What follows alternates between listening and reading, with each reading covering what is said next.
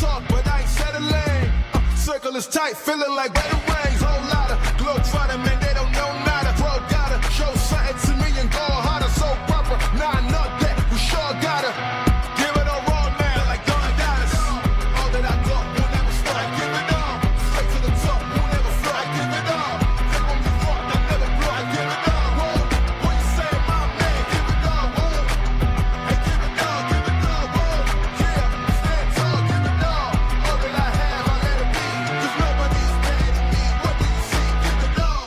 What do you think when people look at me? 100 degrees tougher than Booker T. Couldn't agree more, but could it be? I think higher than them all. Truthfully, my pen fire and then some. Apply the addendum. Take this whole thing for ransom. Give it all I got for attention. Not a mention of life well lived, for instance. Give it all.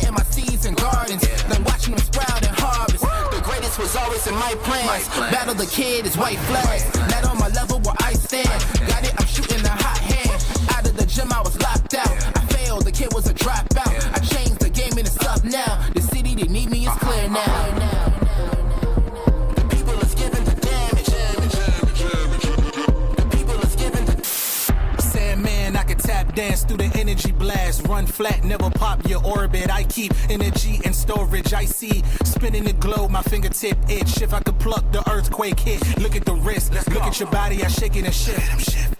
Big fish in a small pond, Godzilla with a boot on. I step into your lawn, turn skyscrapers into croutons. Hit the button going high speed, need a megaphone to announce me. I move through the pygmies in the top pick, got a pig fleece. Sit back, better breathe deep. Look around and they looking at me. 10 toes still never defeat. Push button never needed a key. I see they ain't ready for me. Hot boy still 100 degrees. I cross eyes and I dotted the T's. E&D till I leave in peace. The people is giving the damage. The people is giving the The people is giving the damage. The people is giving the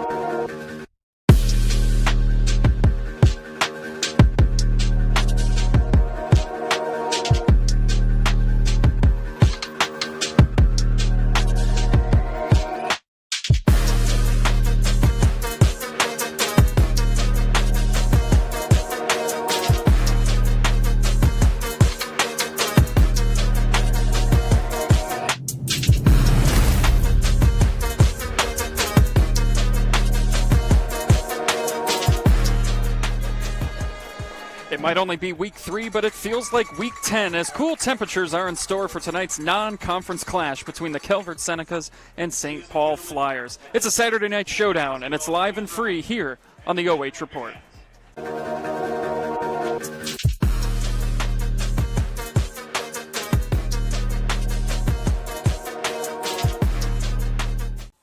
Take a look at all the action from Friday Night Football right here in North Central Ohio with great analysis, highlights, coach interviews, and so much more every single Friday night right here on the OH Report.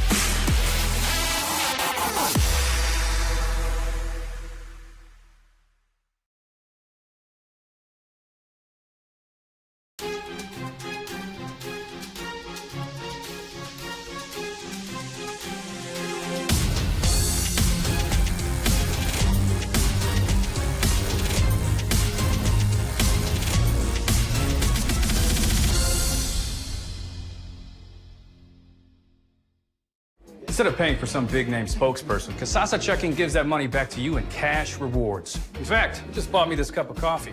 See how that works? Amazing! Free checking, cash rewards. Take back banking with Casasa.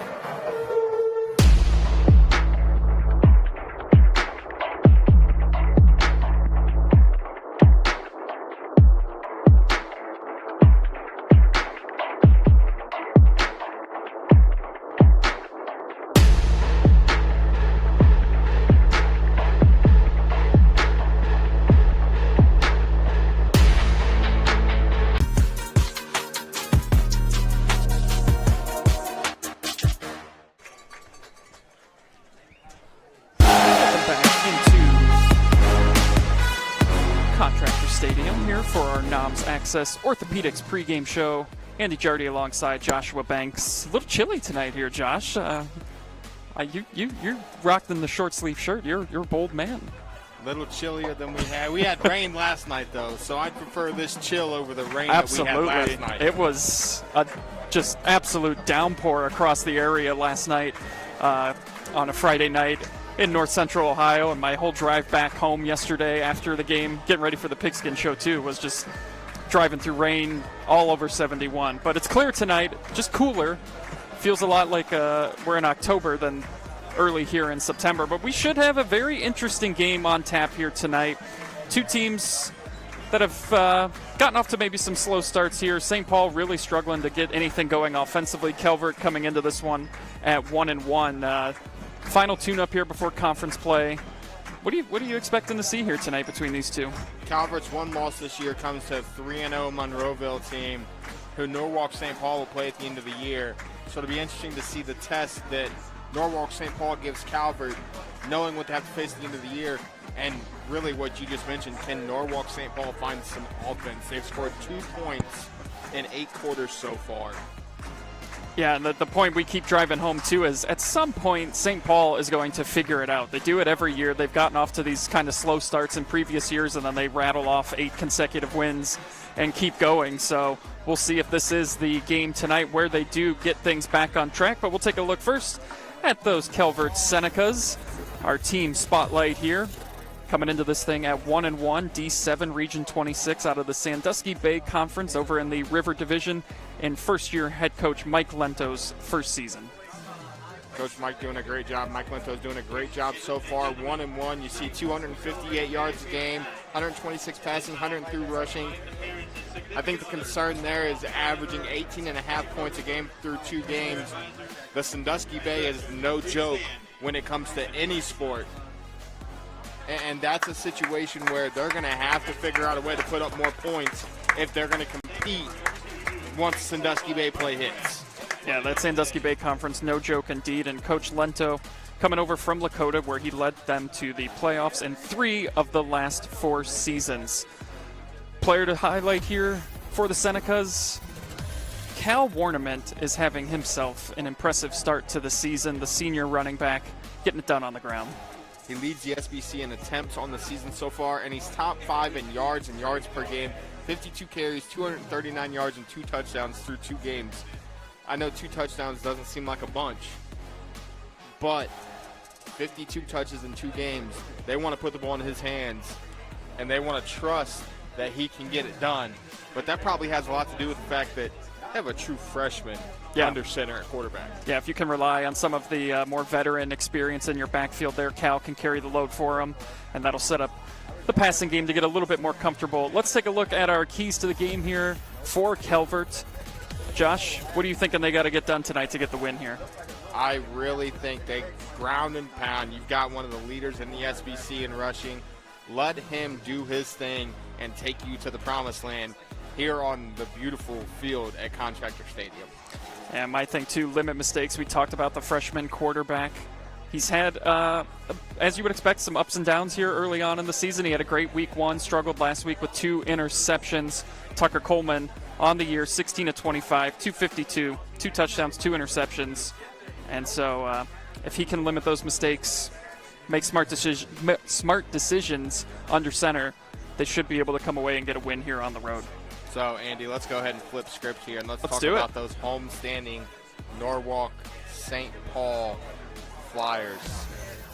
Out of the Firelands Conference, D7 Region 25, and head coach Chris Doughty's first season here as the head coach. He's been a part of the program for a while, but this is his first year as head coach, the 2009 graduate of St. Paul.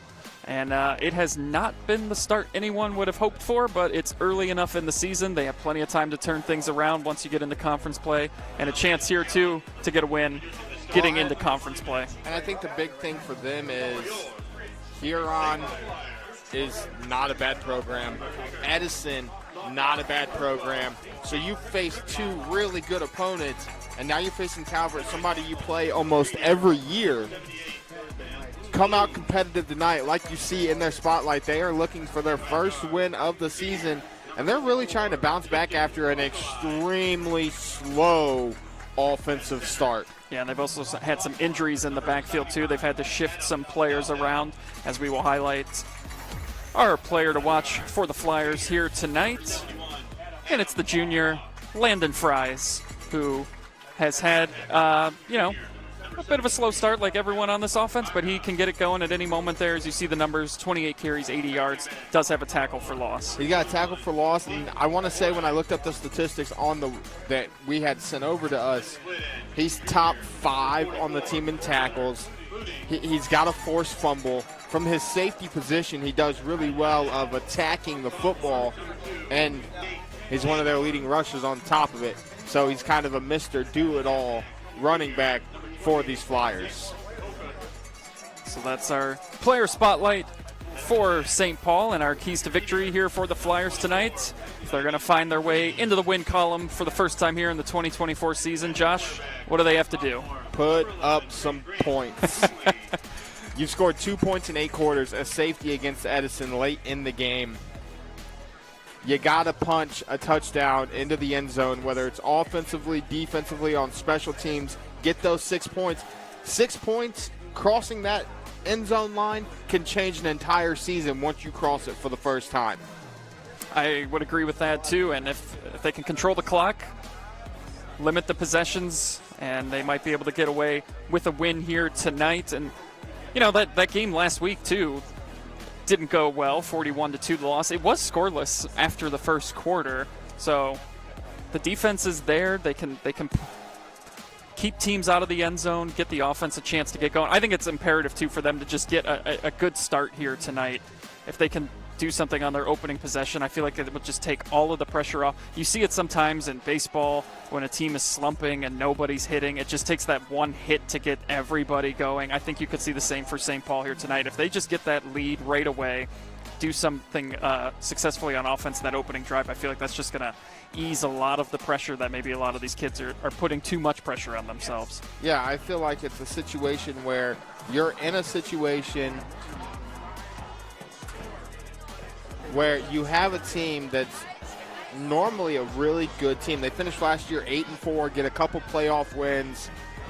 You're trying to rebound. You're trying to bounce back from that slow start. And on the other side of things, if you're Calvert, you're in a very, very difficult conference. And you're trying to start the season, as you see the St. Paul Flyers taking the field. You're in a situation where you can go 2-1 going into conference play and really start off strong. What's going to happen here tonight in a game where these guys play each other almost every year? Yeah, these two teams are very familiar with one another. They do play each other just about every year. Calvert did win last season's meeting 35-25, but the Flyers have won 5 of the last 7 meetings. Calvert's last win here at St. Paul, you have to go back to the 2018 season, a 33-14 victory for Tiffin Calvert Senecas. This has been our NOMS Access Orthopaedics pregame show. Kickoff coming up here just in a few moments as we get set here from Contractor Stadium here in Norwalk, Ohio. About 60 degrees here, game time temperature. I tell you, the temperature is going to continue to drop tonight. I've seen some areas in Ohio, it's supposed to get down to like 49, 48. It is crazy. That storm, the storms that came through yesterday, the front that they brought in, but 60 degrees and chilly, let me tell you, I forgot my jacket and I am regretting every second of it. I feel for you. I'm nice and cozy in my hoodie. I'm a little warm. We got our cameraman right out in front of us, rocking a retro Seahawks hoodie, which looks very nice. I'm not even a Seahawks fan, but it looks pretty cool. We were talking about that on the way up. Huge Seahawks fan is our cameraman, Mr. Shane Young. Super excited. I think we're all excited. We've been doing high school football for 3 weeks now.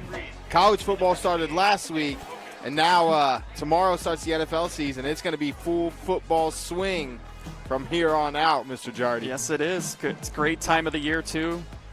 Got baseball season winding down, postseason baseball, and all of the football that goes on along with it, too. It's a great time of the year. As we get set for kickoff, the Senecas will kick off. Cameron Lucius. And it's a short little squib kick to the 40. So it will be good starting field position here for St. Paul, which could be just what they need to get going here. You'll see on our home and kitchen supply, first down is going to light up, and it is the Contractors Design Engineering scoreboard tonight, Andy. Beautiful. Thank you to all of our sponsors allowing us to bring you high school football live and free here on the OH Report. Coonley in the shotgun, he hands it off and plowing ahead for just a couple of yards on the play there. Landon Freeze on the carry. Freeze on the year, as we talked about in pregame, 80 yards this season on 28 carries. Expect to see him be a very strong focal point here for the Flyer offense. And unfortunately for these Flyers, we heard from Travis, K-Mac Travis. K-Mac Trav, yes. Their top 2 running backs got hurt week 1. So they're really trying to find their footing on the season and trying to find that guy to be the guy. And they're hoping it'll be Landon, as that's going to be a false start penalty. Guy got in motion, went to motion over, did not get reset at the line of scrimmage before they snapped the ball.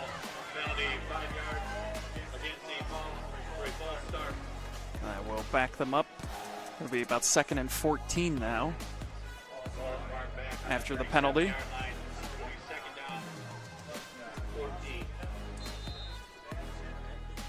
Not something you want to do to start the game if you're St. Paul. Yeah, especially with how much of a struggle it's been for them offensively to start the year. Just little things like that sometimes. That's just the way that it's been going. Handoff again and nowhere to go. And he got blown up in the backfield.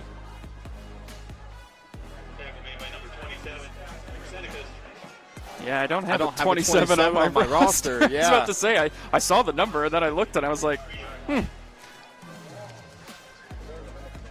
So that is going to back them up even more so. Loss of 4 on the play, 3rd and 18, and now we'll see what they do here on offense. Yeah, I mean, they want to run the ball. They haven't thrown it much. They've got 6 yards passing on the season. 3rd 14. You have to throw the ball. And that's what they'll do, taking a shot downfield. He's got his man, the pass deflected, and it's intercepted. The tip drill ends up into the hands of the Senecas. Number 24, that's Nolan Lee, the linebacker. That's something that you hear coaches practice all the time. Yeah, that throw just a little bit behind the intended receiver, got deflected, and it ends up into the hands of Nolan Lee. And now, great field position for Calvert here on their opening drive. Well, that was one of the things we talked about, limit the mistakes, right? And right off the bat, a pick on the opening drive. And now we'll see these Calvert Senecas come out. What are they going to do offensively? They're going to turn and hand it off too. Great job. Tackle in the backfield. That's number 54, Tristan Nicolai.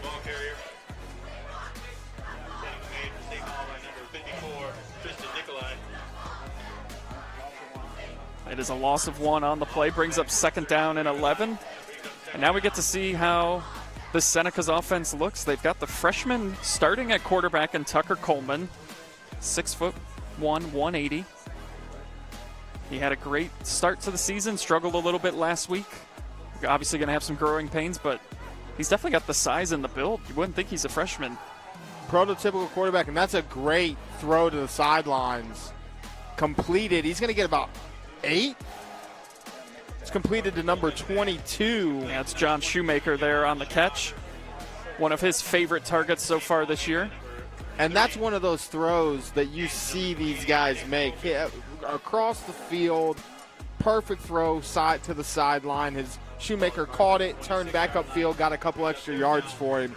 You can't do much more than that. Makes it a 3rd down and 3, probably 4 down territory depending on how this play shakes out. And it's a pitch to the outside, and it's a bad pitch, and they're going to fall on it. And now it's going to be 4th and long. They lost about 7 yards on that play. And that had the potential to be a huge play. Did. Yeah. If they faked that inside zone, he had the whole sideline over here on the left side. Bad pitch. Again, freshman growing pains. Yeah. Can change a game. 4th and 13, and it looks like they're going to go for this. So here we go. 2 receivers out to each side.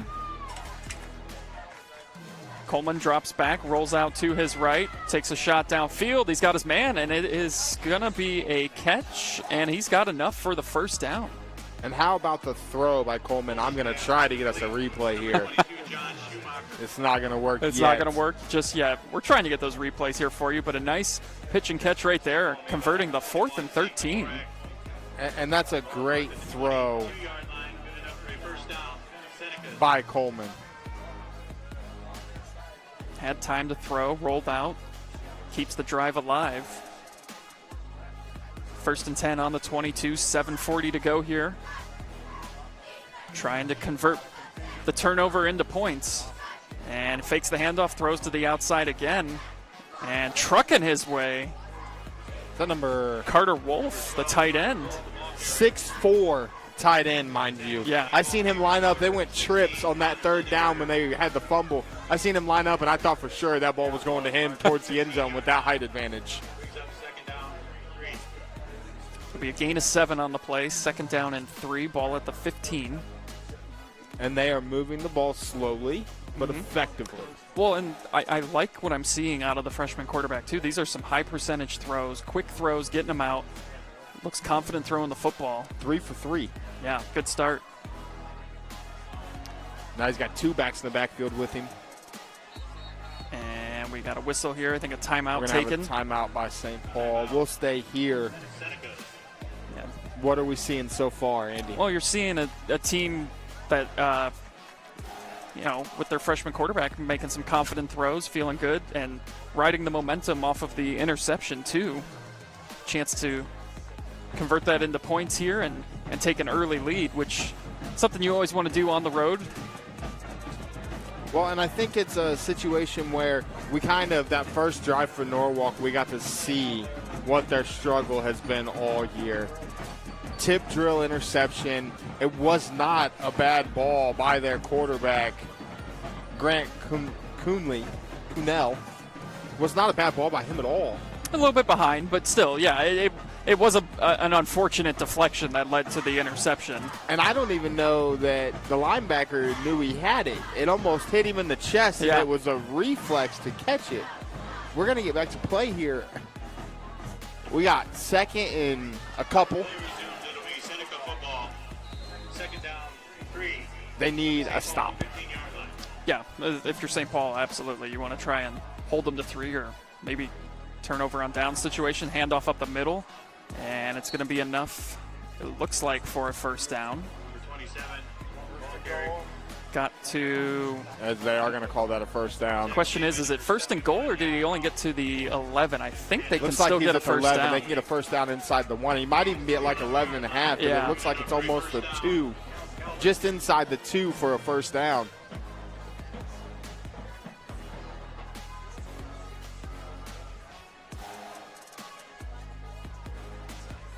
Again, moving the ball at an effective pace, not trying to rush anything, taking their time. You see the freshman going over to coach every play and getting a new play call.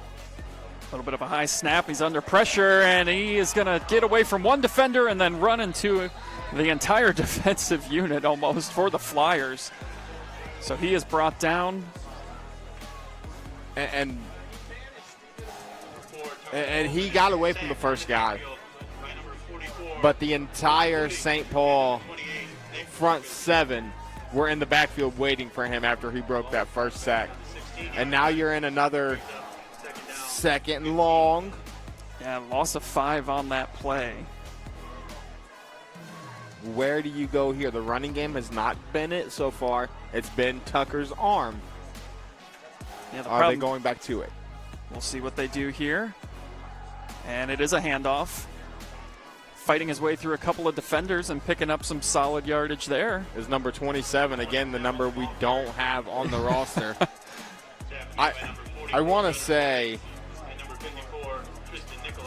that that's Cal, because I haven't seen a number 21 on the field yet. It probably is. You're probably right about that. Yeah, I was just looking at their stats that they have on their website too, and Cal Warnerman is number 21. And I don't see a 27 on their stats either. I don't see a 27, so I'm gonna hope that is Cal. So here we go, 3rd and 7. Handoff again. He's got the Getting corner, to the outside, breaks a tackle. and brought down just short of the goal line. He's going to be marked right at that marker too. We'll see if they're going to give him the first and goal. I think they're saying 4th down. He's going to be about a football nose from the first down. And now 4th and 1 for the Senecas. Even if you don't get this, you have completely flipped the field. Correct. And with the way that St. Paul's offense has been struggling too, yeah, you're happy with pinning them deep, but yeah, they can still get a first down. They don't need a touchdown to keep this drive alive here. We'll see what the call is. They've got 8 guys in the box. They're still going to hand it off. Handoff up the middle. He's going to have the first down. It looks like he's going to be 1st and goal. And he's got a touchdown. They're going to say go a touchdown. 27, the ball carrier. Touchdown, Calvert. So touchdown, Calvert. After forcing the turnover, they turn it into 6. And they went right back to what's been working. Yeah. They were able to get those runs going. And makes it 6-0.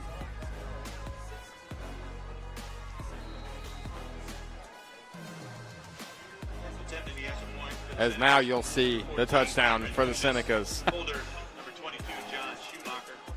Cameron Lucius in for the point after attempt.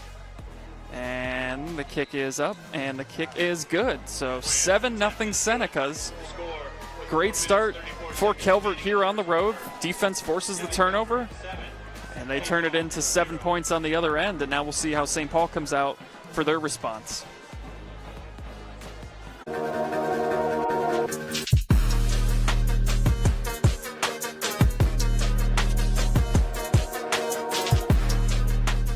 Instead of paying for some big-name spokesperson, Casasa Checking gives that money back to you in cash rewards. In fact, you just bought me this cup of coffee. See how that works? Amazing! Free checking, cash rewards. Take back banking with Casasa.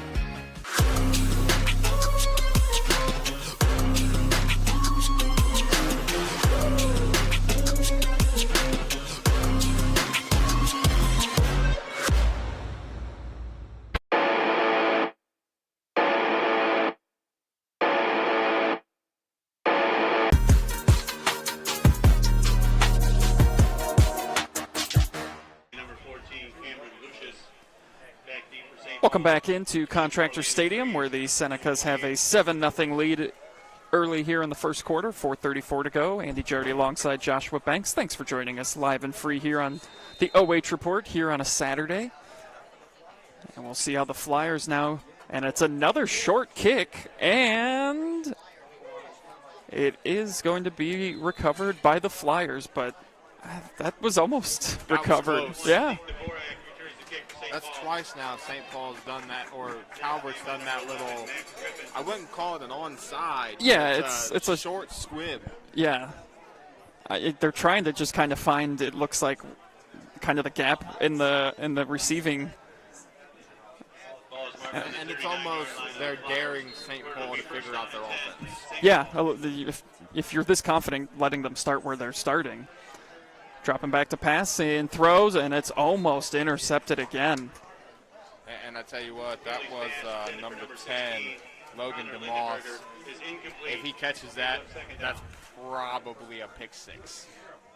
And DeMoss, one of the go-to targets on the offensive side, too, for the Senecas. 4 catches, 121 yards on the season. So it's going to be 2nd down and 10. And now we got a bit of a wildcat formation. Low snap. Just falling on it to prevent any more of a disaster. And there's Fries again. Freeze back there.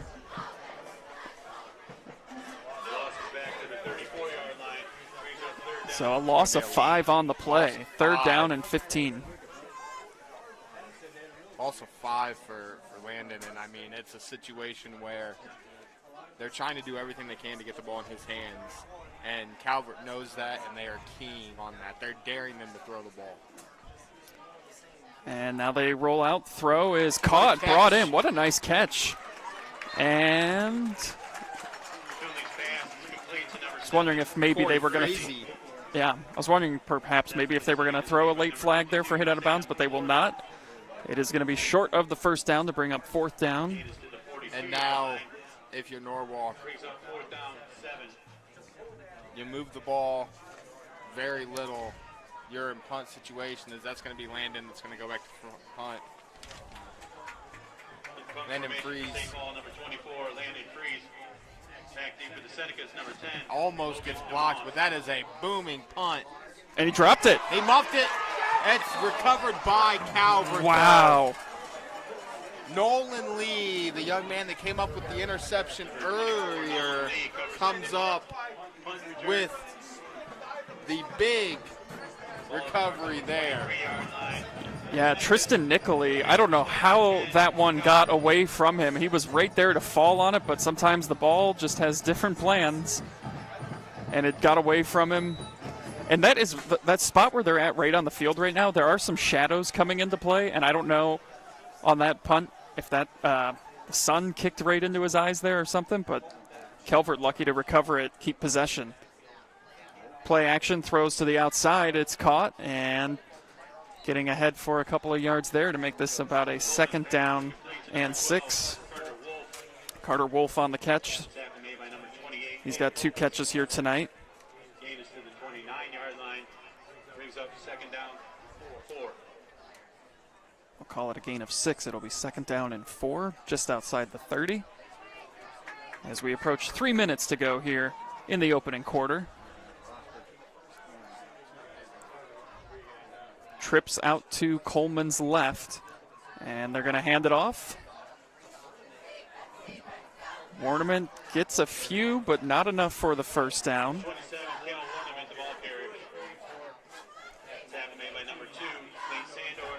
So big chance here for St. Paul to get a 3 and out.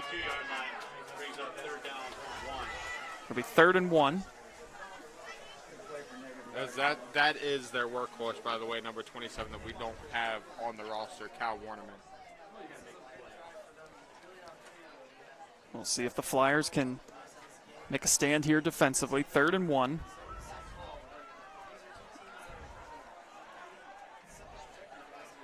Play clock down to 2. 1. And they just did get it off. Warnerman is hit in the right. backfield. That's going to be short. Yeah, he did not get enough to pick that up. And I would think we'll see the punting team come out here. Looks like that's what's going to be an entirely new unit come out.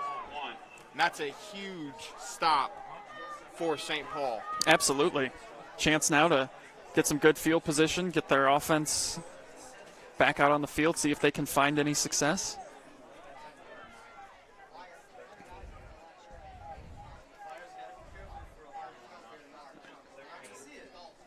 And short boot.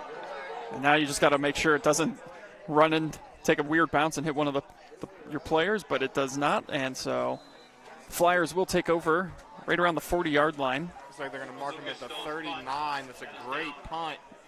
And again, if you think about the first 2 possessions for Norwalk, First down and 10, St. Paul. Yeah, I was just going to say this is where they've pretty much been starting their drives so far tonight. Still looking to get something going.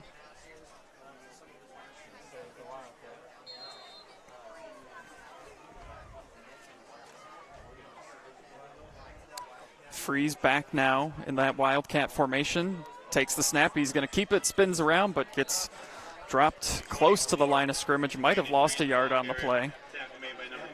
and this defense for Calvert, we seen them, we heard about them. They gave up 23 to Monroeville, and they gave up 27 to Mohawk, where they beat Mohawk 28-27. They are showing, hey, we're no slouch. No. They're meeting guys in the backfield, getting stops. Right now they're doing everything correct. But if you notice, they're loading the box. They are daring St. Paul to throw the football right now. Freeze again, keeps it, tries his luck on the outside now, and a How penalty about flag that does open come in. field tackle. 24, Landon Freeze, the ball carrier. Logan DeMoss. Yeah, DeMoss is a problem right now for the Flyers because he got in on the last play right before that. And we got a penalty flag here, and they're going to decline it. Yeah, you want to push it to third down here if you're Calvert. They're going backwards at this point. Don't give them an extra down and allow them an opportunity to get something going. But that's 2 plays in a row where we've seen Landon Freeze catch a direct snap. Yeah, and that's also the second straight play, too, where we've seen Logan DeMoss make a big tackle in the backfield. He almost had an interception on the last drive, too. Pick 6 is Yep. what that would have been had he got his paws on it. So after declining, it is 3rd and 11. Coonley under pressure, coming. throws, and it's caught. What a catch. And it looks like he's going to have enough for the first down. As now we do have a replay to look at, and let's look at that catch. He went up, high pointed it, and got the first down. You can't ask for much more. What a way to end the first quarter there for the Flyers as they get a big first down there to keep this drive alive. Will they convert it into points? Find out on the other side of the break here, live and free on the OH Report. St. Paul, 0-0.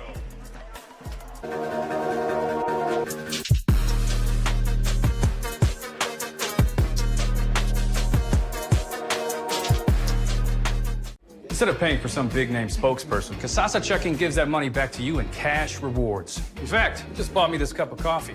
See how that works? Amazing! Free checking, cash rewards. Take back banking with Casasa.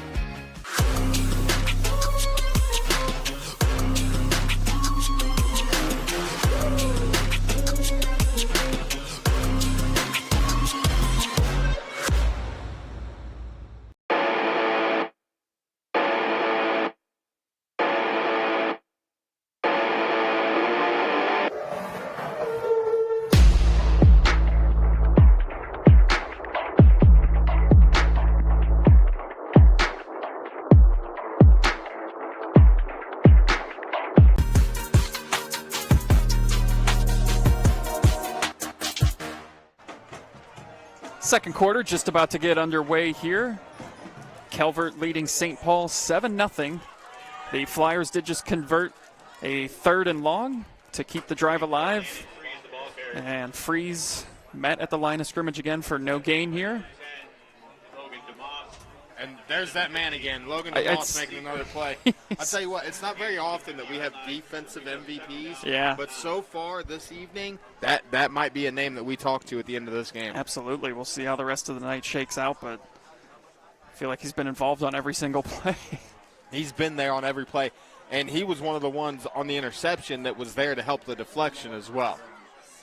And we got a whistle here. We're gonna Timeout have, taken. St. Paul timeout. We'll stay here during the timeout.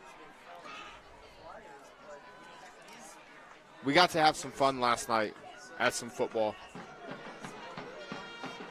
I think tonight what we're seeing is two teams that are trying to still find their identity. Calvert wants to run the ball with Warnerman. They do. But they're learning that they have a freshman quarterback that can sling it if he needs to. He, on the evening, is 4 for 4. I don't think he's got an incomplete pass, yeah. And on the flip side of things, St. Paul is 2 for 5.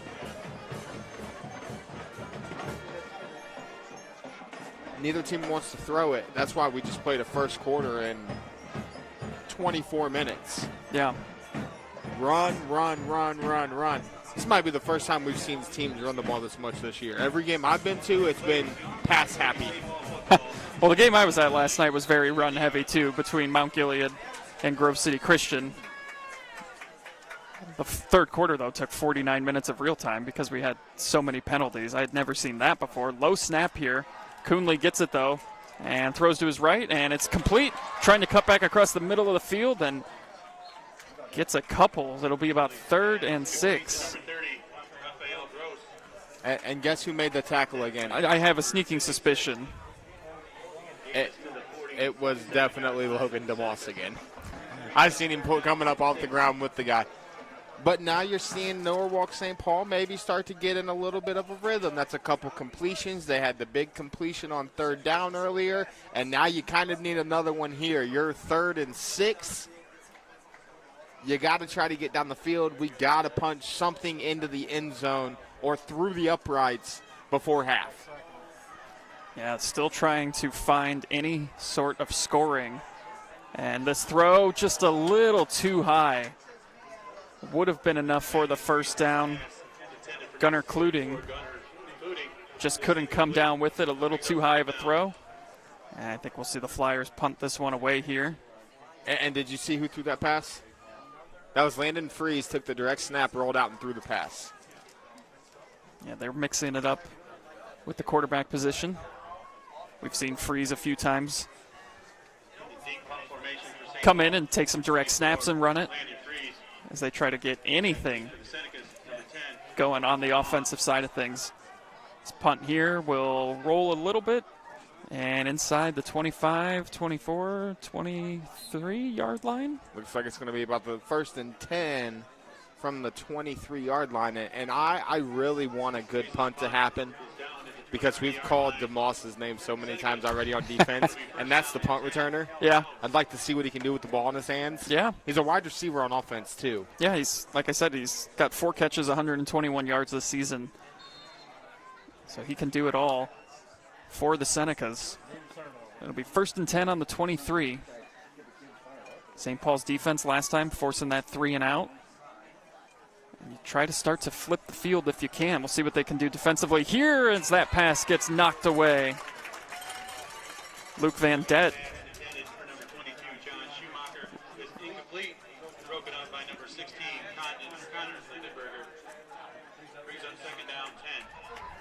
That was a great job by the St. Paul defense. I think one thing we're seeing out of this freshman is he stares down the receiver he wants to throw the ball to on the snap. Yeah. That was Connor Lindenberger, breaking up that pass. So it'll be 2nd down and 10. See if this is Cal Warnament time. And it is. And he tries to get to the outside, and the ball is out. I'm going to say, we got an official coming in to signal he was down. How about the tackle, though? He got, like, suplexed. No wonder he fumbled the ball after that hit, but, yeah, they will say he was down. But, again, the St. Paul defense right now, Josh, is starting to get comfortable, flex their muscles a bit here. They're pinning them deep. They didn't start that drive. Their opening drive, they started on St. Paul's 42-yard line. Easy field. The distance of the field that they've had to go the last two drives, they haven't been able to do. As you're going to see, the quarterback's going to look to throw again. Coleman under pressure, can't get away, brought down in the backfield. The Flyer defense gets another big stop. It's going to force another punt. Nikolai in on that sack. Tristan Nikolai. There were 3 Flyers in on that sack, but Nikolai makes the initial hit, and that's another name that we've called a bunch already defensively for the Flyers. Now you're 4th down, 16. St. Paul is going to have decent field position depending on the punt here, and that's going to be a short punt. Oh, but it takes a Seneca bounce, and it is going to roll about the 43-yard line. This has been about where St. Paul has started every drive here tonight. Thought they might end up with better field position there after forcing. They're slowly tipping the field position battle. Now, can they do anything on the offensive side of things is the question. And that's really what we have to figure out, and that's kind of what you and I discussed before we even went on the air tonight. St. Paul is St. Paul. They are going to figure it out. Yes. They have figured it out defensively tonight. They just really have to find some sort of lighting. As that's a screen, that's Fries. Yep. That's Freeze. And he wiggles his way up ahead. Gets a nice gain on 1st down. As they're right at midfield now. Landon Freeze coming down with the catch. Landon Freeze is the St. Paul offense right now. Oh, actually, they didn't gain as much yardage as initially I thought. So I think what happened is when he caught the ball. Is he down already? The offensive lineman kind of carried him the extra 4 yards. Gotcha. But still, that's a solid 4 yards on 1st down. Handoff. Nowhere to go. They're going to be back to almost where they started this Initial drive. Stop made by Nolan Lee. This Calvert defense has a couple names that we've called a bunch already. Nolan Lee had the interception earlier. Yeah, Nick Pocos, the ball carrier there. And transitioned over from center to running back because of told me injuries. about that. Yeah. So in this situation, if you're St. Paul, you almost need to spread it out. As they are here, they're spreading it out a little bit. Give your quarterback a chance. Coonley Quick throws read, complete, but big hit. well short of the 1st down. That'll bring up 4th. And they'll punt this one away. True freshman makes the tackle, Dante Fabrizio. And now you had a chance. You didn't have terrible field position. You're almost on the 50.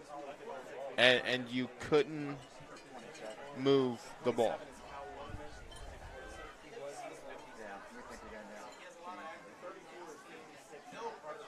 And a nice high punt.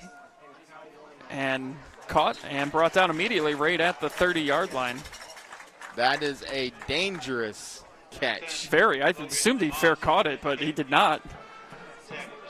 Very, very dangerous catch there by DeMoss.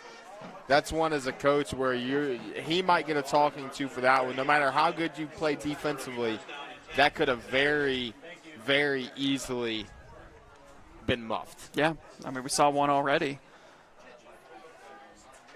So we'll see now if the Senecas can get things going again offensively. They moved the ball down the field right on their opening drive, but since then have really struggled to get anything going.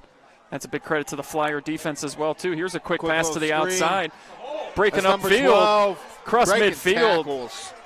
Brought down at about the 45-yard line. Carter Wolf That's the big 6'4" tight end, catches the little tight end screen, and he was just off. One tackle saves the touchdown.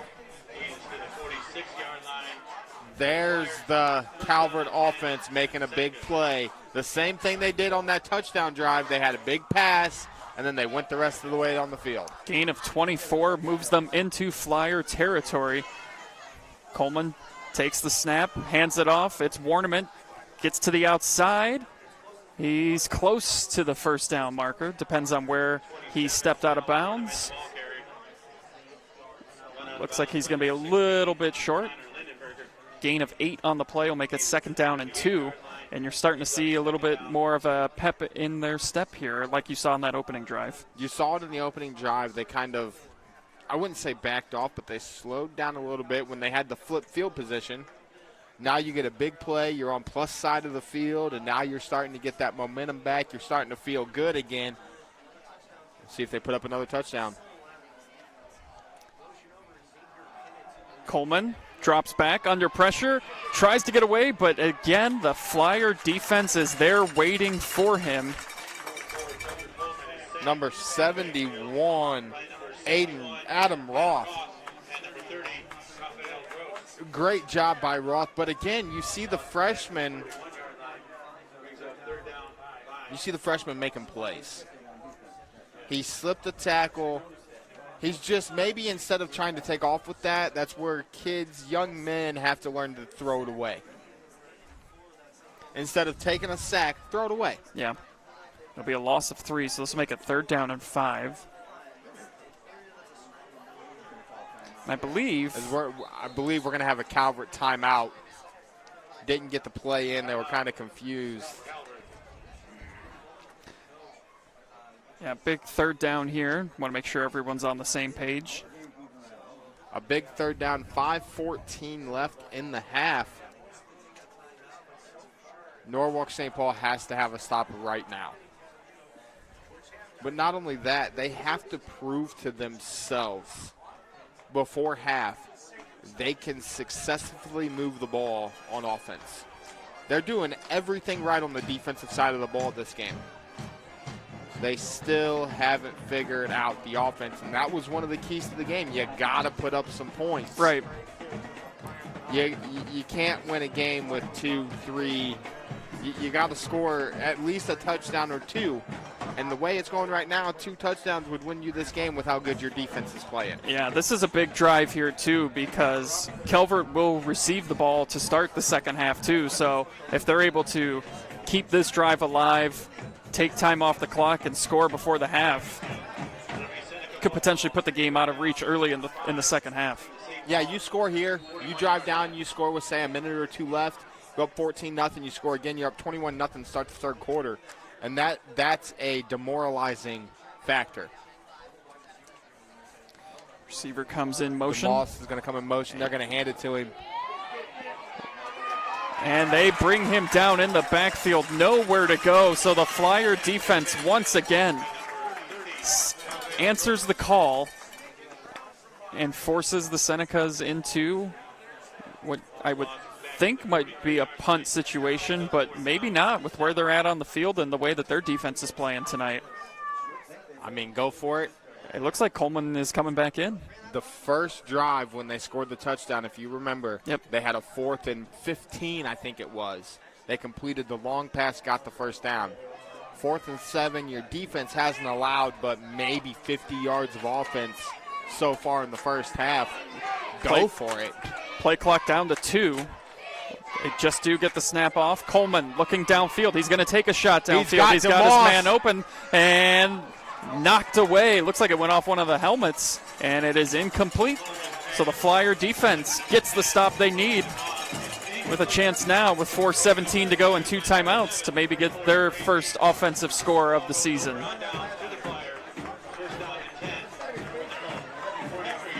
They're in a situation, though, St. Paul is. You got 4:17 left. You have to put up points before the half. Give yourself some momentum. You know how good your defense is. Even if it's just 3, put something on the board before half to get a little momentum. Little confusion on the St. Paul sideline. Late substitution coming in. Yeah, that's Isaac, or no, I'm sorry, that is not Isaac Mullins. That's Corey Frazee coming in late. Here's a deep throw, and it is going to sail out of bounds. Incomplete. He was going for the guy that came in late. We do have a flag on the play. And we got a false start. Penalty against St. Paul for illegal procedure. Illegal procedure is what they will call. Did they have too many men in the backfield on that late substitution? They had too many men in the backfield after the substitution.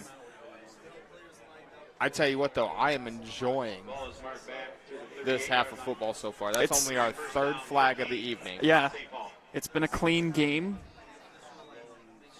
And that is only a 5-yard penalty, but with the way that your offense has just not been able to get going, that feels like a 15-yarder. Yeah. That feels like a personal foul in the current situation. It really does. Handoff here. And fighting for a couple of yards on that was Landon Freeze. Looks like he's going to get. Tackle made by number 10, Logan DeMoss. Brings us under 4 minutes. And number 63. No surprise as to who was in on that tackle. Logan DeMoss. To the 39-yard line. I couldn't tell you how many tackles the young man has this evening. He's got to be closing in, honestly, on like 10. I bet he's around 7 or 8. Clock continues to run. 3:33 here, 2nd and 14. St. Paul's going to look to take a shot. And, dangerous throw there. Got behind Pocos. One of his other favorite targets is Nick Pocos. But you got to give him a chance to get turned around. He threw that before Nick even had a chance to look for the ball. I know it's a timing thing. It's a timing route. But as a quarterback, you have to have the timing with your guys to know when to make that throw. So 3rd and 14. Coonley drops back, takes a shot downfield. He's got his man, and it's just a little out of reach for Landon Freeze. Number 24, Landon Freeze, is incomplete. Freeze on 4th down. They just can't seem to get it going on the offensive side of things. We do have confirmation that number 27 is Cal Warnament. There we go. Thank you, Michelle Palm, for dropping us a comment on Facebook. It's one of the fun parts here at the OH Report is being able to see where people are tuning in from and watching. And this punt, DeMoss does not look like he's going to take it on the hop. Yep.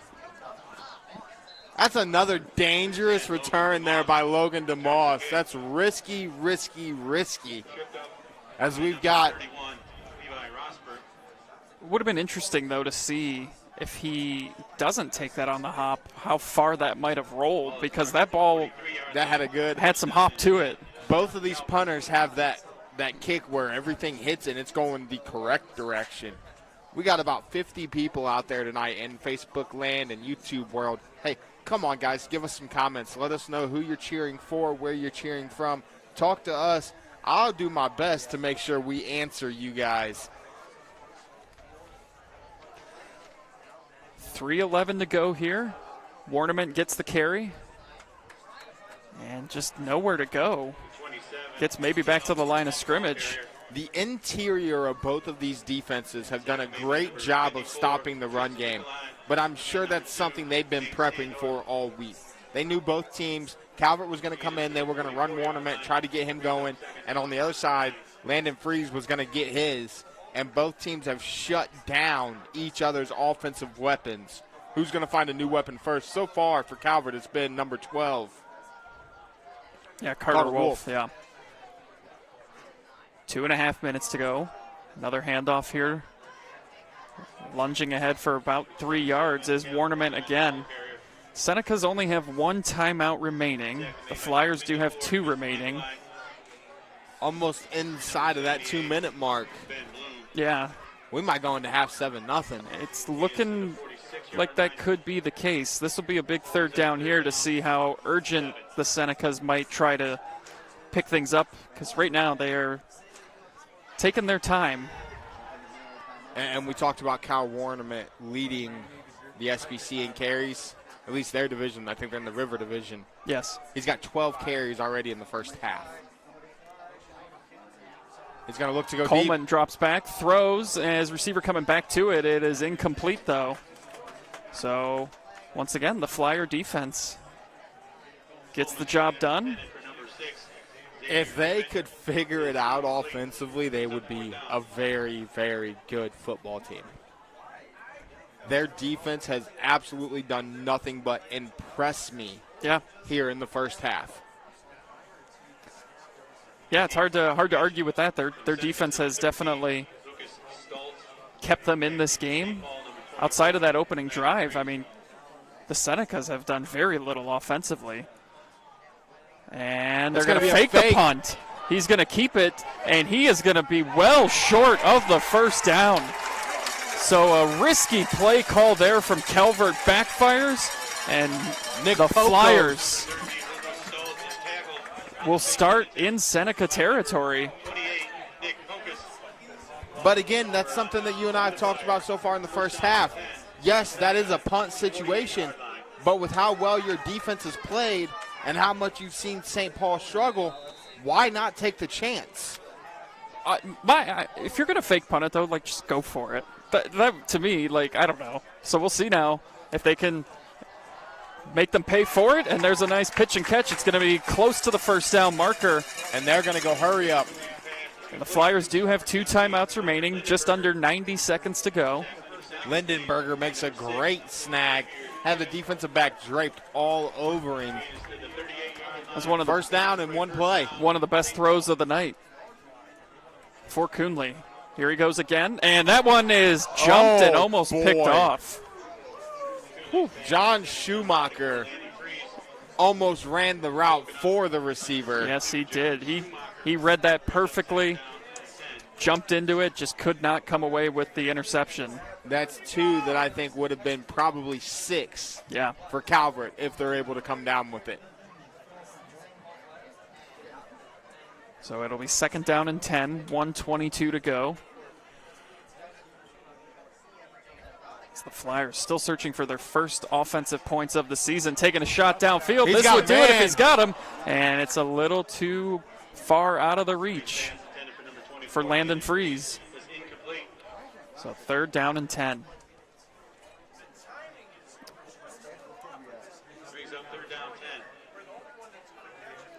We talked about this a little bit in the pregame too about are they putting too much pressure on themselves offensively?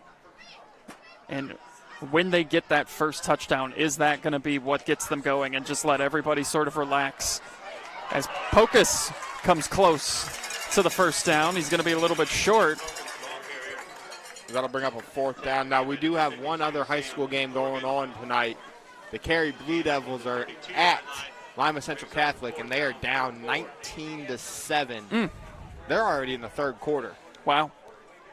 4th and 4, clock continues to run. Coming up on 45 seconds here. They need 4 to keep the drive alive, and the throw is going to go out of bounds, so it'll be a turnover on downs. Senecas will only have 40 seconds, though.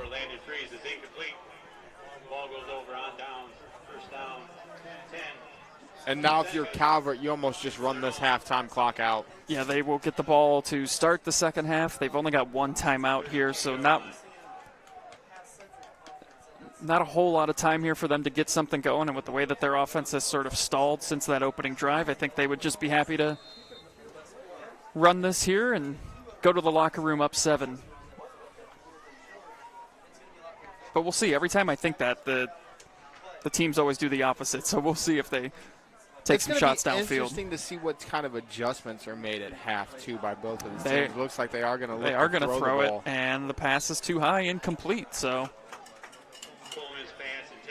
that's a situation where maybe you're just trying to get it to your playmaker, That was a sideline throw trying to get out of bounds. Maybe you're trying to get chunk yards, 10 here, 10 here, 10 here, and try a 40-yard field goal. I don't know what their kicker – I didn't get to see their kicker warm up, so I'm not quite sure what the range is. But at this level, you don't see anything longer than normally like 25. Yeah. 36 seconds remaining. And they are going to come out again with 4 receivers. 3 out to his left. Including his favorite target so far on the slot. He's going to roll out towards those 3, and the pass is complete, but the clock will continue to run. They do only have 1 timeout remaining, and I think they're going to use it right now. They will. There's DeMoss with his first reception of the evening. You're going to have 3rd and a yard. But the question becomes, does that 3rd and 1 really mean anything at this point? I mean, if you run the ball to get the first down, you're running the clock out because you have no timeouts left. Yeah, we'll see what they do here. I imagine they're going to take some more shots downfield. Or you do run it here and hope to get the first down, and then maybe you spike the ball. But if you don't get the first down on the ground, yeah, then you're pretty much out of time. So.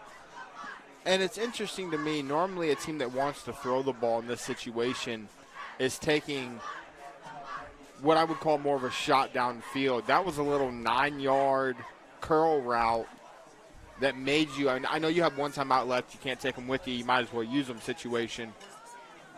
But you're not really putting yourself in a position to where, I mean, we've seen the freshman throw the ball, but he can't throw the ball 60 yards to get it close to the end zone from the current spot. Yeah. So if you're going to throw it here, it's got to be another 10 or 15-yard out route to get yourself out of bounds. Or a trick play maybe. We seen Gallion run one of those last night. Xavier Kimmett goes in motion. DeMoss is down here, far side or near side to us. So is Carter Wolf. He's been a big target here tonight. Coleman's pass complete. They're across midfield. Still going and knocked out of bounds. So that will give them a chance now. And he got about 15 yards on that play, and he got out of bounds. So 18 seconds left here in the half. Let's see what the Senecas can do. Their kicker's over there warming up. Again, I'm not quite sure what kind of leg he's got. But I would think maybe 10, maybe 15 more yards, and they'll give him a chance. Yeah, their kicker, Cam Lucius, on the year. He has made 1 field goal on 3 attempts. They're going to look to throw it again. He's got another off the hands of Wolf. We almost had a reversal of how this game started with a tip drill interception. Yeah, the problem with that is that took 5 seconds off the clock for him, so now only 13 seconds to go here. Landon Freeze about got his hands on that one. Now you're in a situation where, honestly, do you just run out the clock? No, I would keep taking shots. You've Try done to put up points. Yeah, you've done. I'd take another shot downfield here and see if you can get into Lucius's range. I don't know what his range is. I know he's made a field goal, but I don't have the yardage on it. Here's a shot downfield. He gets behind the defenders. The ball's a little underthrown, though, and it falls incomplete. And they are going to call a flag. Yep. Yeah, I was interested to see if they were going to throw that flag. It's going to be on Levi Rospert. And that's going to be another, that's I want to say, going to be a personal foul, late hit. Yeah. So that's going to be 15. They're going to call pass interference. Well, that's interesting because I thought the flag came in after he made the hit on him. Yeah, that's kind of what I was thinking as well. I didn't think it was pass interference. I thought they were calling it for the late hit. Now you've got 5 seconds left. And I think it looks like they're going to bring out the field goal unit. So yeah, we'll see. 20. This is going to be what, a 30.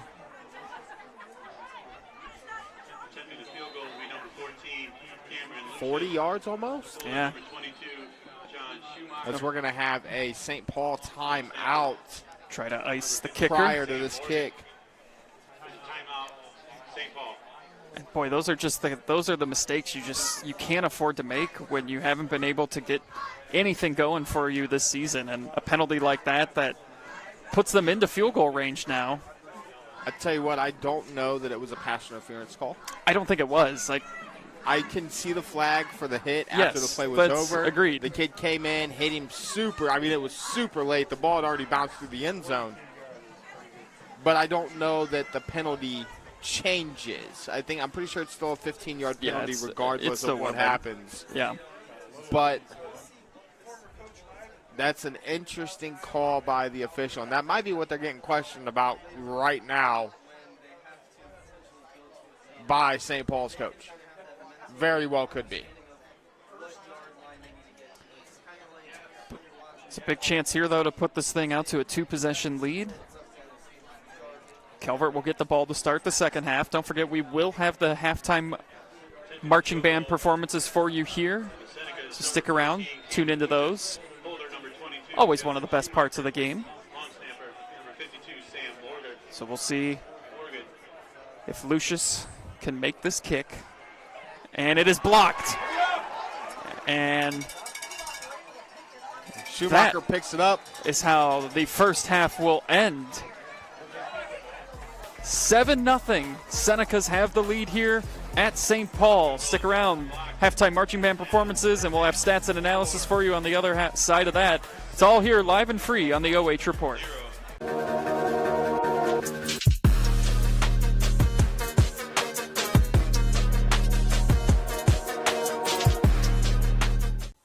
Take a look at all the action from Friday night football right here in North Central Ohio with great analysis, highlights, coach interviews, and so much more every single Friday night right here on the OH Report.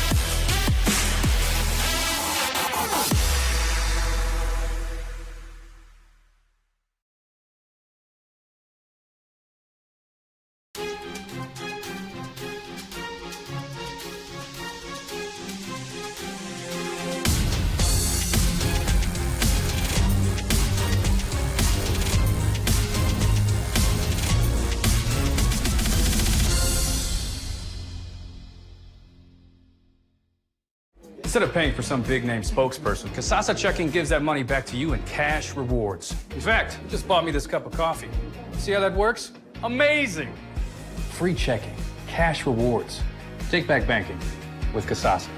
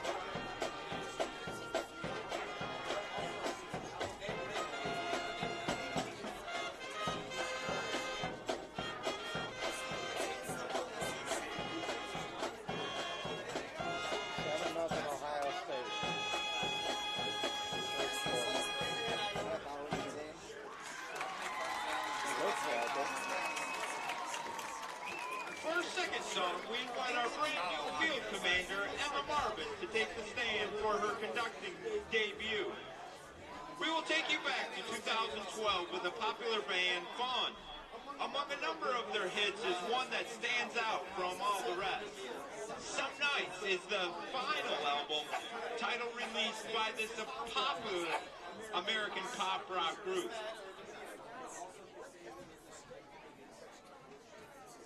Iowa State's up on air. Really? 2019.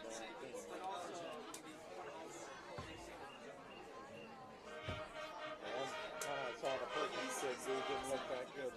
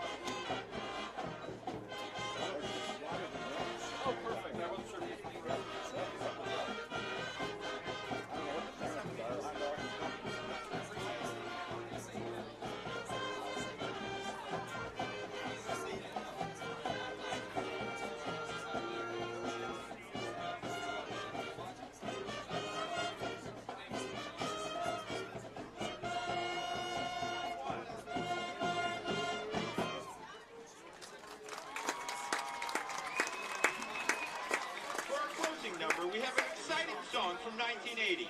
Ozzy Osbourne is well known for both his work with the group Black Sabbath as well as his solo music career. This song was written by Ozzy and his guitarist Randy Rhoads. Together they came up with a popular returning riff at the beginning and end of the song. Composing the music first and the lyrics second is how this masterpiece was created. Fascinated by collecting model trains, Randy Rhoads mentioned to Ozzy that parts of the song sounded like a train.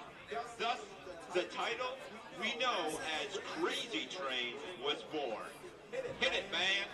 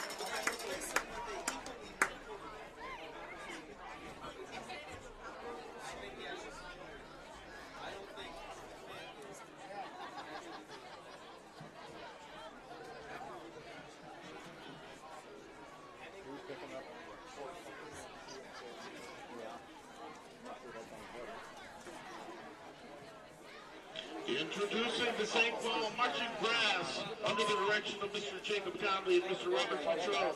The band is led on the field tonight by President Garrett Cook, Vice President Meadowburger, and Secretary Kaylee Clark. Ladies and gentlemen, your 2024 Marching Flyers.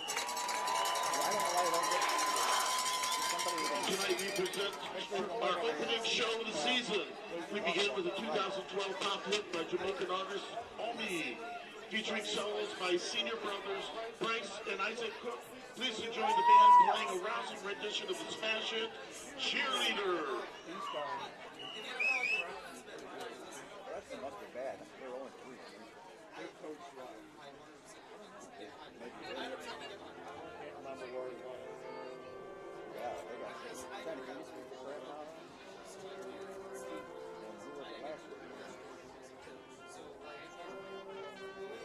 This week they go. Peace guys. Yeah. I can't remember where it was last year.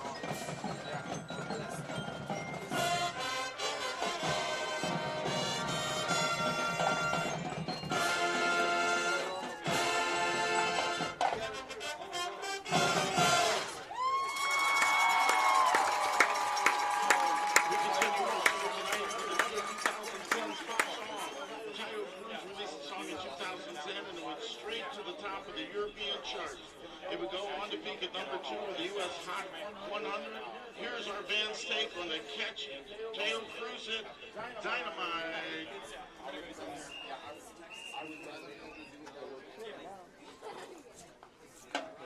It's on the 40 tonight.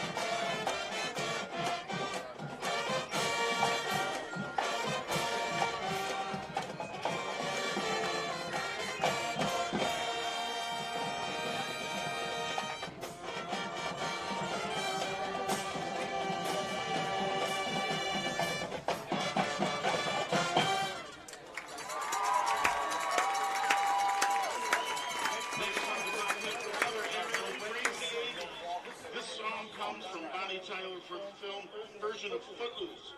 It ended up gaining so much mainstream popularity that it stood the test of time and remains a classic to this day. Please enjoy our band playing the timeless hit, Holding Out for a Hero.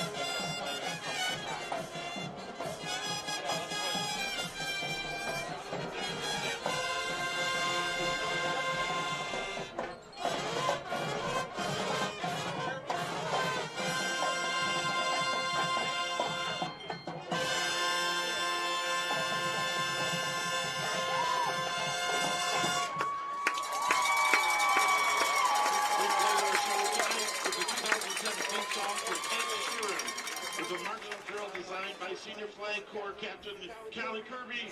Here is Castle on the Hill.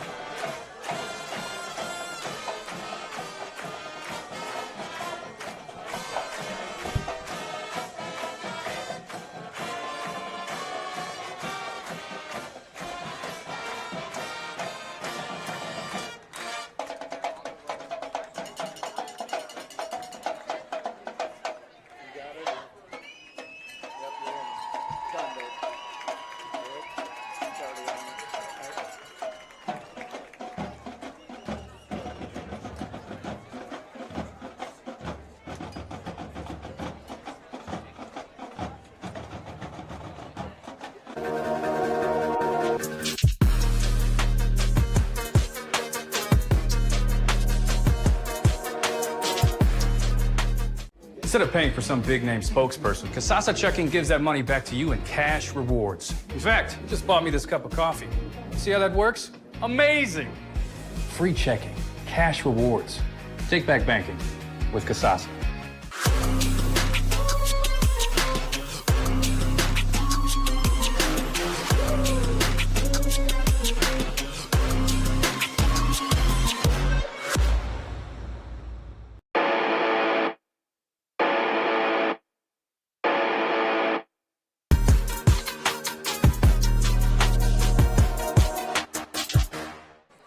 Welcome into our NOMS Access Orthopaedics halftime show here from Contractor Stadium, as it is 7-0 with Tiffin Calvert Senecas over at Norwalk St. Paul here at the half. Andy Jardy alongside Joshua Banks.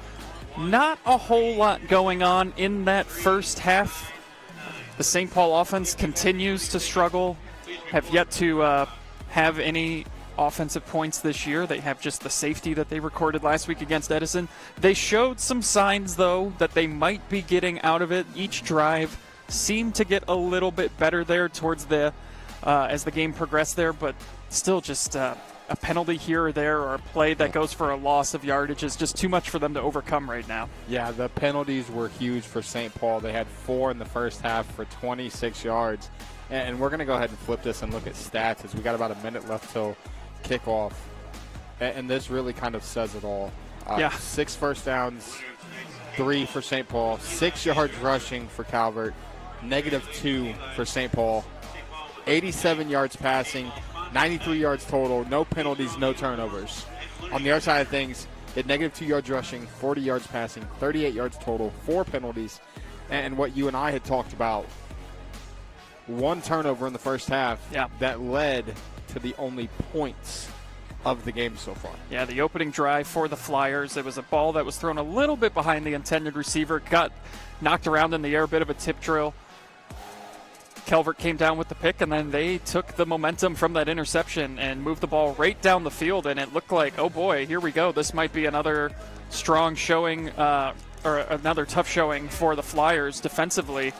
But they answered the call after that and have really done a good job keeping them in this game. If the offense can get anything going, the defense has certainly done its part to give them a chance to win here tonight. Yeah, their defense has looked outstanding so far as we're getting ready for third quarter action. The big question mark now, as we're going to come out of our NOMS halftime show, is can Calvert put something else into the end zone or put more points onto the board? And can St. Paul figure something out offensively? You had 38 yards of offense in the first half. You got to figure something else out. Calvert trying to get their first win here in Norwalk since 2018, when they won 33-14. And, of course, a win would put them above the 500 mark at 2-1. As this kickoff here, taken at about the 23, is DeMoss, and returns it for about 5-6 yards.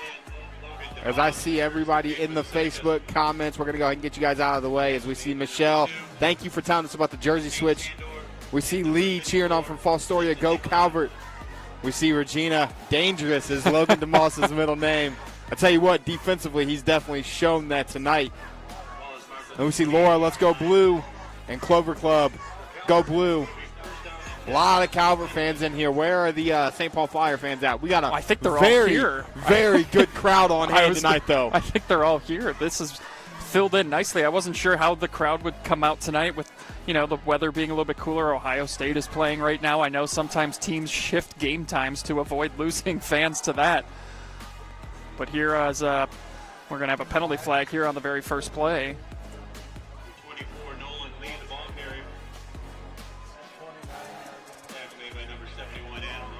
Nolan Lee picked up a couple, but it's going to be a flag against the Senecas. This is our first penalty. Not a way you want to start the second half if you're Calvert. And this again, just we saw St. Paul do this. They were very slowly shifting the field position battle, sort of tipping it into their favor. And they'll take any breaks they can get right now as their offense continues to search for answers. But the shorter they can make that field for themselves, the better chances are they're going to find that end zone. But as we've seen in the stats, the freshman has looked great in the first half, as that's going to be handed off. Warnerman just hasn't been able to get it going tonight, as that's going to be his 12th carry. His 12th carry of the evening, which is, he's got 52 in 2 games, so he's almost to his season average. Yeah, coming off 100 yards and a touchdown in that loss last week against Monroeville. Hasn't really been able to get anything going. You got to credit that Flyer defensive front, as this throw is going to be completed and out to about the 32-yard line. That'll bring up 4th down.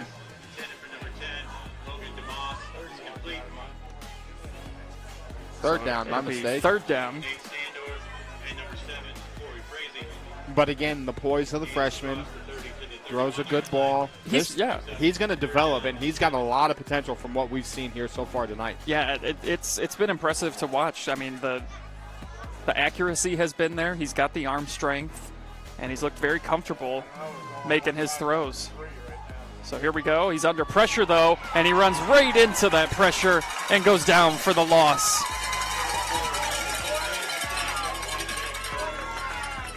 That was just Landon Freeze sandwiches him in the backfield. And I don't know. Now, if you're St. Paul, you have to score on this possession. Yes. You are flipping the field. You are going to give yourself great field position after that defensive stop. And the punt almost blocked. Fair catch at the 49-yard line.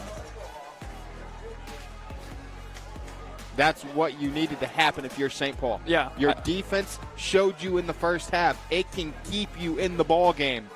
They gave up 41 and 28 respectively in the first 2 weeks. They've given up 7 through 2 quarters and 2 minutes. The offense has to do something to support them. And they've been starting right about here every drive so far tonight. I think their worst starting field position, honestly, has been about at like the 40-yard line. So they will start here and move quickly into Seneca territory. A nice run there on 1st down.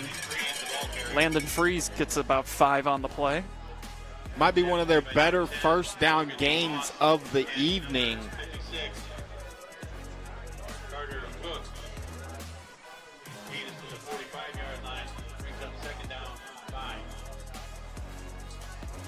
See if this is the drive for the Flyers.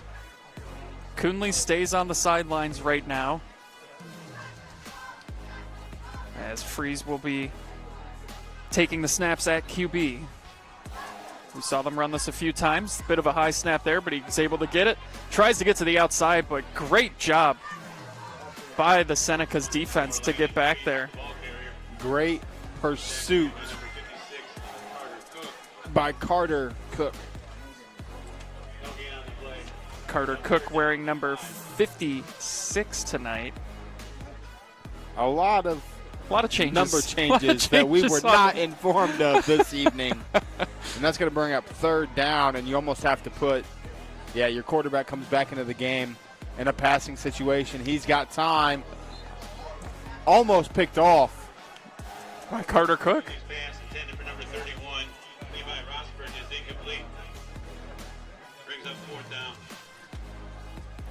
Fourth down. You're in a situation where, and that's predictable, right? You come out, Landon Freeze takes the first 2 snaps of the drive, or from the gun in a direct snap, and then your quarterback comes out. You know they're throwing it. I was going to say, that's an interesting punt formation, and he is going to fake it, and he is going to get nowhere near the 1st down marker. It'll be a turnover on downs. So we've seen 2 fake punts tonight, 1 from each side, both unsuccessful. That formation looked a little suspect to me. And it just, again, just go for it. You're trusting your defense, and I respect that. Yeah. But you're giving them really good field position, and they have moved the ball on you this evening. They haven't moved it a whole lot from that opening drive. They did right before halftime, too, with the possession that ended with the blocked field goal. Mortimer, again, he just cannot get. He wants to run it up the middle. He's getting clogged. They've got 8 guys in the box. They're playing straight man-to-man defense on the outside. They're saying Cal Warnament is not going to beat us tonight, and he hasn't. They have clogged the middle, and he hasn't been able to get through a hole, find a hole, or find an edge through the first 2.5 quarters.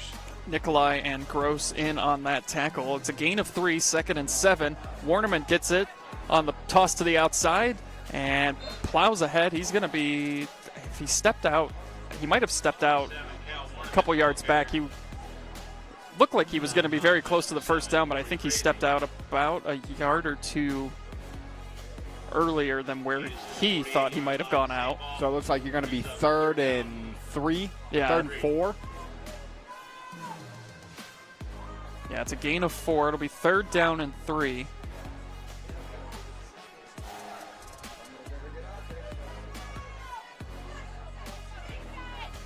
Hard count. Yep, Coleman trying to get the free 5 yards to give him a first down. Swap sides. And it is Warnament. Lowers the shoulder, and he's going to be right at that marker. At where they needed to get. They're going to move it. A home and kitchen supply, first down. Haven't had to say that too much tonight. I think you and I counted at halftime, and we had a total of 9 first half first downs. Yeah, and most of Calvert's came on their opening drive and their final drive right before the half. 3 and outs. Everything in between was, yeah, not a whole lot going on. So 1st and 10 from the 45. And Coleman drops back to pass, throws underneath to his receiver, and it is caught for a short gain of about 4 on the play. Coleman's pass is complete to number 6, Xavier Kimmett coming down with the reception, his 2nd catch of the night. He had a big catch right before halftime on that drive that ended with the blocked field goal. They sent him in motion and threw it to him, and he picked up a nice gain for them to get downfield and into territory that they thought, hey, maybe we can actually do something here before the half. Tucker Coleman has impressed me with his ability to spread the ball around. Yeah. He has got everybody involved so far here this evening. They're going to go 3 receivers, 2 to the near, 1 far. Coleman takes it, and it's Warnament. And again, the Flyers have just been swarming to him all night, not letting him really get anything going. That's going to be a gain of 0. I mean, they're meeting him at the line of scrimmage.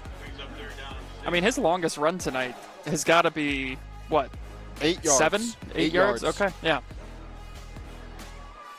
Just past the halfway point here in the 3rd quarter, 5:45 and counting to go. Big 3rd down here. Can the Flyer defense once again get a stop? Coleman drops back, throws underneath, then the pass is incomplete. Would have been short of the first down had he come up with it anyway. And we'll see now if they decide to go for this. We've seen them go for it on 4th and long all night, and it looks like Coleman's going to come out. Just got the call. I was going to say we've from the seen him coach. fake it earlier too. We did, yes. But with where they're at here, again, the Flyer offense hasn't been able to do anything. You trust your defense with where you're at. This game has been played between the 30 and the 30 all night, and it's amazing it's only 7-0. Coleman under pressure, and he is going to go down in the backfield. The Flyer defense swarming in to get the sack. Big number 75, Adam Dodell. And let me tell you, that was, Coleman had no chance to even make a play with his legs. But again, the Flyers are right back where they've started with possession almost all. I truthfully think, and I don't have exact numbers, but I think they've only crossed the 50 maybe twice all night. I feel like we're in like a Twilight Zone episode with like where these offenses continue to take over and just haven't been able to do it. So Freeze gets a yard, maybe 2 on the play. Freeze with his 13th carry of the night. They'll give him 2 on the play, 2nd down and 8. 5 minutes to go here in the third quarter.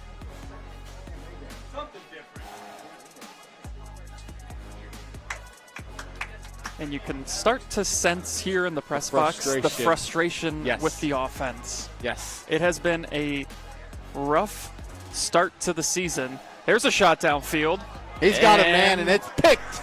Did he come down with it? Intercepted. Yes, he did. Interception. By guess who? Surprise, surprise, Logan DeMoss. Coming down with the huge interception there. I tell you what, again, we talked about in the first half, and I might go ahead and solidify it now. This young man might not have a choice but to be the MVP. There hasn't been any offense. Yeah. He's got the interception. We thought he was in double-digit tackles in the first half. Yeah, he was all over the field defensively, too, and you saw him again there. He's got a couple catches at the receiver spot. If he gets a big play, it may close the case. Very well could, and Senecas look like they might be looking for a big play here with this offensive set, and good coverage downfield, and oh my goodness, almost picked off, and that would have been a disastrous of a throw. Lindenberger almost had the pick. But I will say this, we have been thoroughly impressed by St. Paul's defense all night. Yeah. But I can count at least 4 balls that should have been intercepted that are game changers had they come away with the pick. Yeah. Lindenberger, one of the tallest Flyers on the team, coming in at 6'3". And this run again, the defensive front for the Flyers refusing to yield. That was Nolan Lee on the carry that time, number 24. Number 24 gets his first carry. But again, he loses a yard. He's met in the backfield. Yeah. And depending on what ends up happening here with this 3rd and 11, the interception almost works like a punt. It really does. Because, I mean, they're inside, they're right at the 20. So if you get a stop here, you're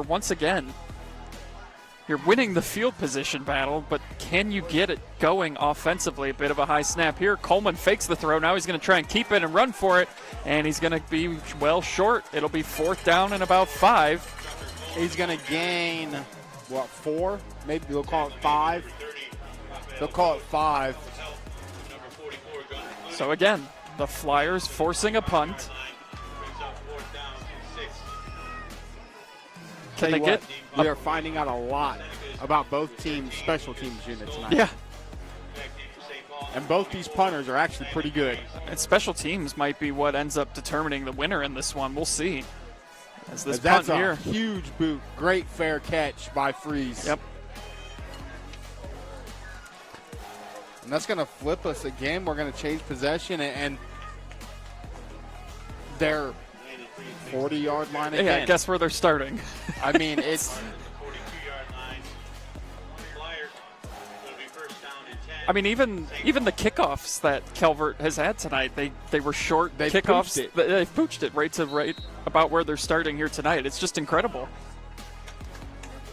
Will this be the drive for the Flyers? If you're St. Paul, you have to try to take the top off again. They're going to hand it off to Freeze, and he's going to be met. Yeah. Oh, no, I'm sorry, that's Pocus. But again, the interior defensive line on both sides of the ball, not even just on one side of the ball, on both sides of the ball by both defenses, has been absolutely textbook tonight. Yeah, it has been a grind for both of these running games, trying to get anything going. And you can tell that both of these teams like to run it between the guard and the tackle. They don't run any sweeps. They don't want to get outside. They want to play hard-nosed football.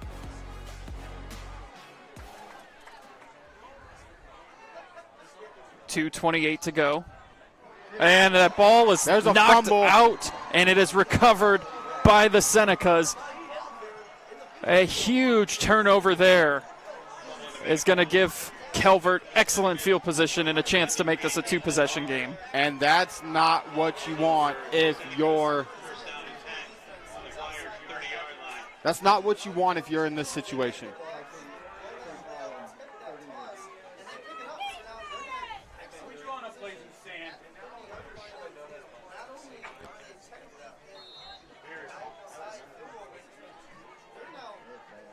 There we go. Susie Roth in here, watching us from Lakeland, Florida. Oh, must be warmer there than it is here tonight as we've dipped into the 50s here.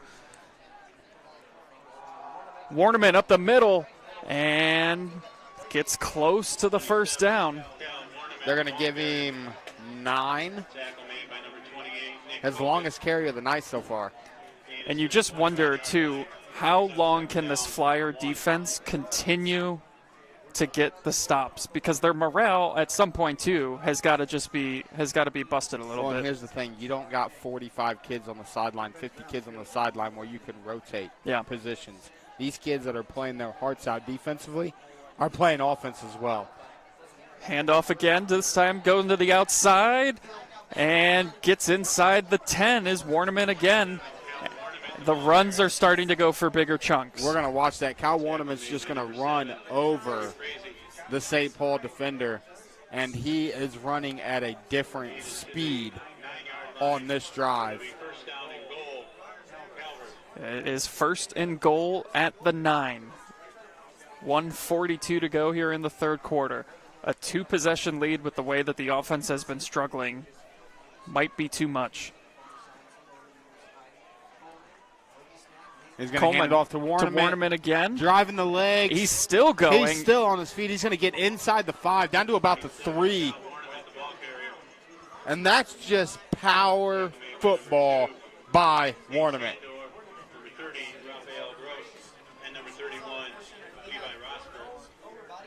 Inside of minute 20 to play.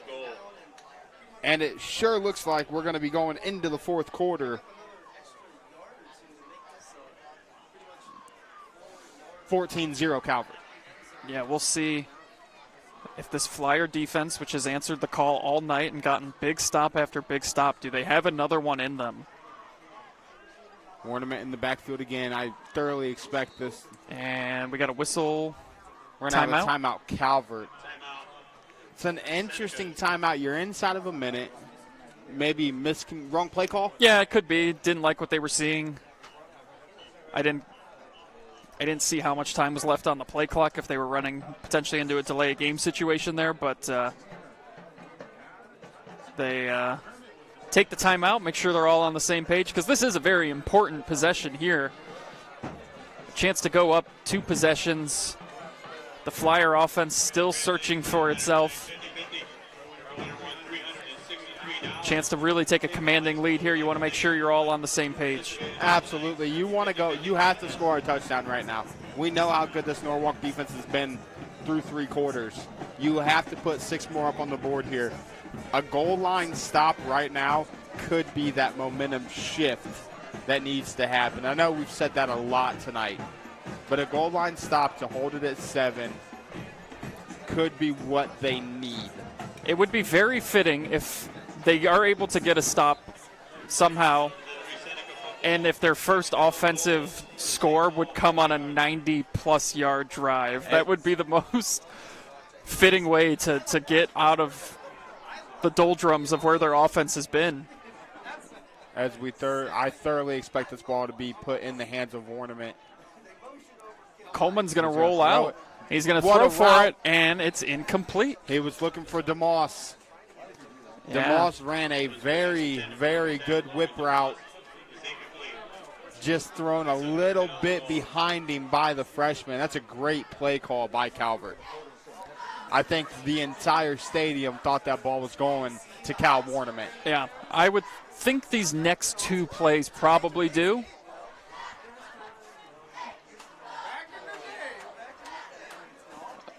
He's got 2 in the backfield with him.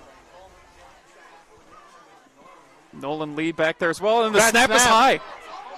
And they fall on it, but my goodness.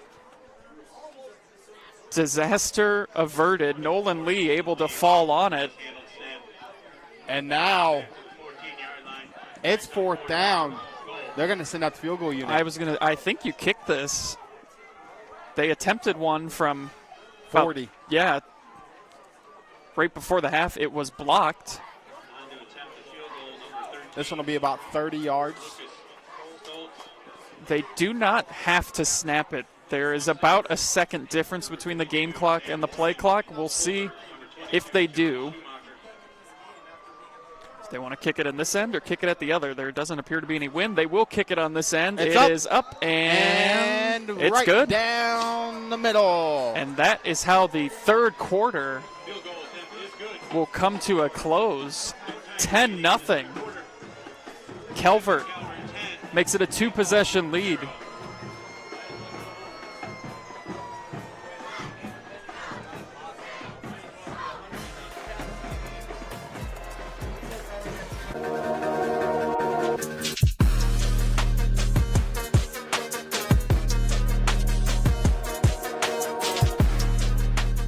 Instead of paying for some big-name spokesperson, Casasa Checking gives that money back to you in cash rewards. In fact, it just bought me this cup of coffee.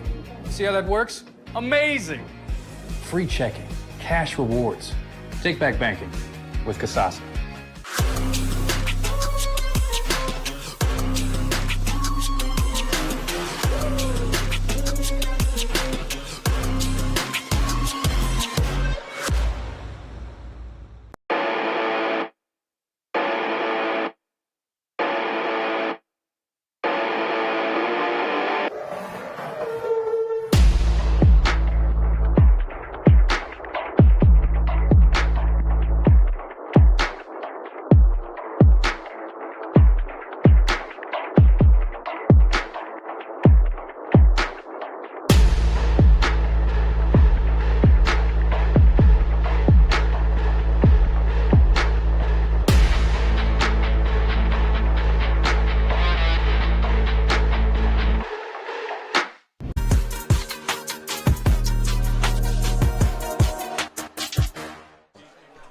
Crunch time here in Contractor Stadium here in Norwalk as Calvert leads 10-0 over St. Paul here as we get the fourth quarter started. Thanks for joining us here live and free on the OH Report. Andy Jardy alongside Joshua Banks. Hope you've all had a very nice weekend, nice Saturday. I think this is the first regular season Saturday game I've called. Big boot, the first one from Calvert. Taken at the 10. And a nice return. He's got a hole. He's still going. 40, 30, 20, 10, and just the answer the Flyers needed. Landon Freeze is going to take it to the house for the Flyers. A 90-yard touchdown return brings this crowd to its feet. And we have got a ball game here in the fourth quarter. Well, maybe there was a reason they were kicking it the way they were kicking it all night. Just when it looked like this one might be getting out of hand and out of reach with the way that the offense has struggled, it's a special teams play that puts them right back in it. You know where he fixed that from? The 15? Was it the 10? And it is blocked. So the extra point attempt blocked, and it'll be 10-6. What?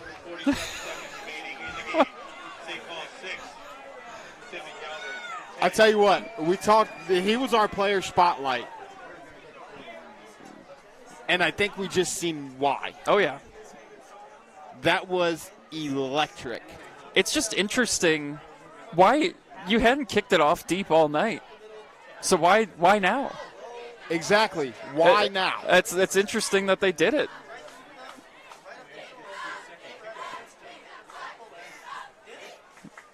So now, can they get another stop defensively?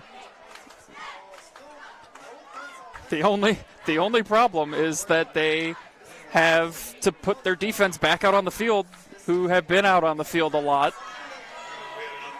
But is that what you needed to spark you?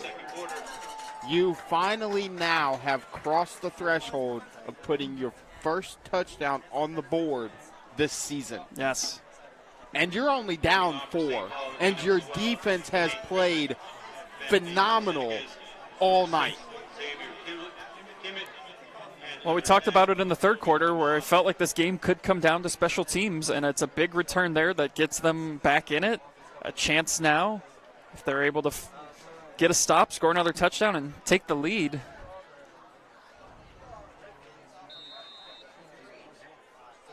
We'll see how the Senecas respond now.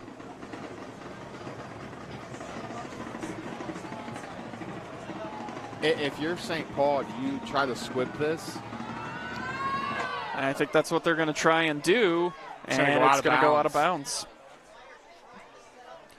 Tell you what, though, we're sitting on the Flyers side of the stadium. There is a buzz over here that was non-existent those first 3 quarters. Yes. The kickoff return by Freeze, a 90-yard return, brought everyone to their feet. Something to finally cheer about. Now, can they carry that momentum here and find a way to come back and win this game? Well, let's talk about, we got a nice little student section down there for St. Paul, too. They're down here far side right corner, and it's a Saturday night, and these kids are out here supporting their fellow classmates, and that's something I love to see in high school sports. Absolutely. All right, so let's see now how Calvert responds. Handoff goes to Warnament, and again, only a few on the play. He had some much bigger gains after the big turnover. Gave Calvert good field position on that last drive, but now defense might be re-energized a little bit more after the big kickoff return. They've kept him in check all night. He just had some big runs on that last drive. Yeah, he had runs of 9, 12, a 5-yarder. So his best single-handed drive of the evening was the last drive. But then again, they got inside the 5 and couldn't punch it in because of a bad snap. Yep, and an incomplete pass as well in the end zone. Here's Warnerman again. And still falling forward, gets very close. He's going to be a little bit short of the first down. It'll be 3rd and less than a yard. Actually, it might be, depending, it looks like they moved it back a little bit. It's going to be 3rd and a long 1. Again, everybody here in the press box probably thinks the same thing we do. This ball's going up the middle to number 27. But the last time we thought that, they threw it. Yeah, and I would think you're 4-down territory here unless you have a bad snap, which we've seen a lot of tonight. They will give it to Warnament. He looked like he almost lost that initially when he took that handoff. He does get enough for the first down, but it looked like that almost came out of his arms. But that is a big first down. Keeps the drive alive, keeps the clock moving.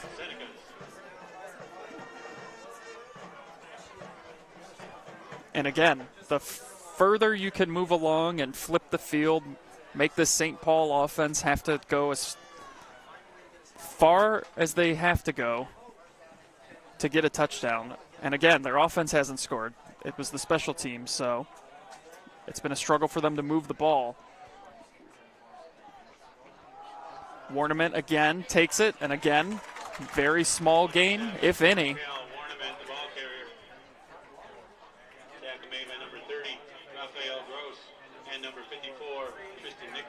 It'll be 2nd and 10. The defense, again, the focal point for Norwalk. What's going to happen here? Where are we going to go? What's Norwalk going to come up with offensively? They've been predictable all night. And can the defense continue to hold its ground? Coleman looking to throw now. He's going to take a shot downfield. The pass is incomplete, intended for Xavier Kimmett. But now almost 3rd and taken long. Away. Yeah, I feel like the ball was kind of like suspended in air for like the longest second ever as to who was going to maybe come away with that. But it does fall to the ground incomplete. And it's now a 3rd and 10. 3rd and 10. My question for you, and we're in the booth for a reason. Yes. Is this 4-down territory for Calvert? I mean, they've been going for it on 4th down at about this spot of the field all night. To me, it all depends what you do on 3rd down here. Looks like Landon Freeze is going to come with pressure, and he gets right in there. And that's going to be a ball's out. St. Paul's going to come up with it. Landon Freeze again makes a huge play after the 90-yard kickoff return. He blows up the handoff in the backfield and comes up with the ball. Wow, Landon Freeze has said enough is enough. We are coming away with the win tonight, Flyer faithful. Stick with us. What a performance from Mr. Freeze. The 90-yard kickoff return, the blitz there, forcing the fumble. And now, 8:57 to go. Can the Flyer offense finally get it going? Low snap here. Freeze has it, and he is brought down for a loss in the backfield. By guess who? Warnament. Yeah. You think Warnament was a little upset after that previous play? I tell you what, that was a read option for Tucker Coleman, and he read it right. If he keeps that and he can get to that right edge, there's some room. But here's the issue you're running into is they know you're running the ball. Landon Freeze is taking the snap. We did see him attempt a pass earlier, but Freeze. He's not attempting nothing. He keeps the legs moving, gets back into Calvert territory. It's going to be 3rd and long, 3rd and about 7. Tackle made by number 63, Anderson Hart, and number 12, Carter Wolf. Gains to the 49-yard line, brings up 3rd down, 7. Coonley will come back in at quarterback here. 7:45 to go here in the 4th quarter. What a finish we are heading towards here in Norwalk. Coonley, quick throw out to Freeze, and it is incomplete. I'm not sure if that would have gone for anything had he caught it. Brings up 4th down. But it is now going to be 4th and 7. Offense looking over. Think you're going to go for this here. The defense has been playing well. You're running out of time as well. 7:34.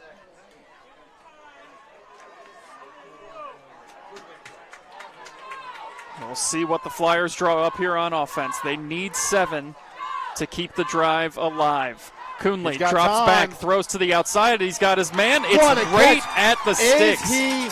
I think they're going to mark him short. They are going to mark him short. They're going to mark him short. They're not even going to measure. And if you look, you can almost see on replay where he catches that at just in front of the sticks. We'll run it again. Yeah. The way that he caught the ball, he couldn't turn his body to get it past the sticks. Yeah. And that is a huge difference maker right there. That's a great throw by Coonley and a great catch by his receiver. I tell you what, that's a great call by the official too, to see right where he was at and just couldn't get his body turned around the right way. Comes up just so short. Penalty flag does come in here, and so there I think goes this run, Warnament. And we'll see if this stands. Is that going to be a hold?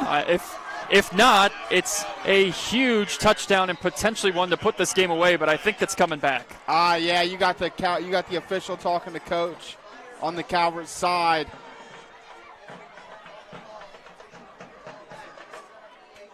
So chop block. Oof. That'll wipe out the 57-yard touchdown run by Warnament, and it'll keep the Flyers in it. Calvert had a clean first half when it comes to penalties. Yeah. They've had a couple here in the second that have been very, very detrimental. And that run right there, would have ended the game. Oh, absolutely. Yeah, that would have been the backbreaker. And again, it's interesting too. So another big play like that, and you saw Warnament get a big run, but set up probably because of the illegal block there. So I'll tell you what, Cal ran through some tackles there. He sure did. He ran. That was a grown man run right there by Cal Warnament. that is a huge penalty too. It is now 1st and 25. They're backed up to their own 28-yard line. This Flyer defense has done such a great job all night.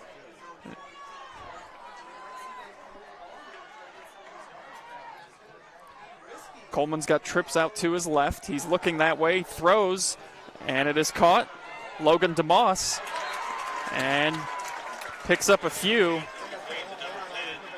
Important too here for Calvert. He stayed in bounds. That will keep the clock running. That's a huge, but on the flip side, St. Paul's got all 3 timeouts left. They do. And you're still in 2nd and a mile. And big plays haven't really been the name of the game this evening. Play clock inside of 7 seconds. And it's going to be a handoff.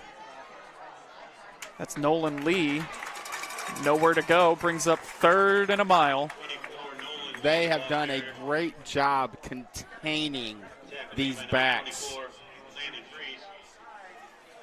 Tried to get the corner. The DBs are making sure they push everything back inside to their linebackers for them to be able to make the tackles. Just now under 6 minutes to go. 3rd and 16. They have to for the Senecas. They have to get back into Flyer territory to pick up the 1st down. Coleman drops back, looking downfield, taking a shot downfield, and it is There's incomplete. not going to be a flag there. Nope. That's great coverage in the secondary.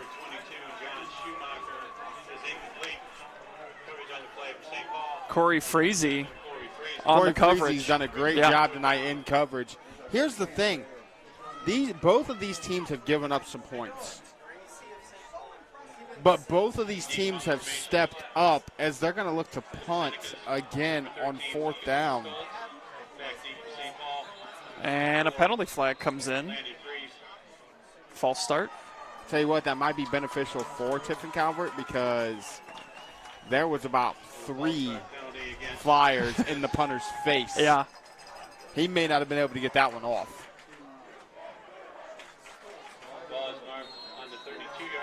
Well, once again, the Flyers should start with great field position. I'll tell you what, Logan Freeze is returning the punt too. And good punt here. He called for the fair catch. So they'll back him up to about the 32-yard line. Very good punt there. Flip field. Yeah. 40, almost a 40-yard punt. So 5:39 to go here, 4th quarter. Flyers have all 3 of their timeouts remaining. Still looking for their first offensive touchdown of the season. No better time to get it than on a potential game-winning drive. We'll see if that's what they end up doing. And here's a good run on 1st down, still going. Still fighting for those yards is Nick Pocus. That's a great run by Pocus. He's slow to get up. There's a little bit of the life that we needed to see out of the Flyers offense on that play right there. They've got 5 minutes to put together a drive that they haven't been able to put together all season to win their first game of the season.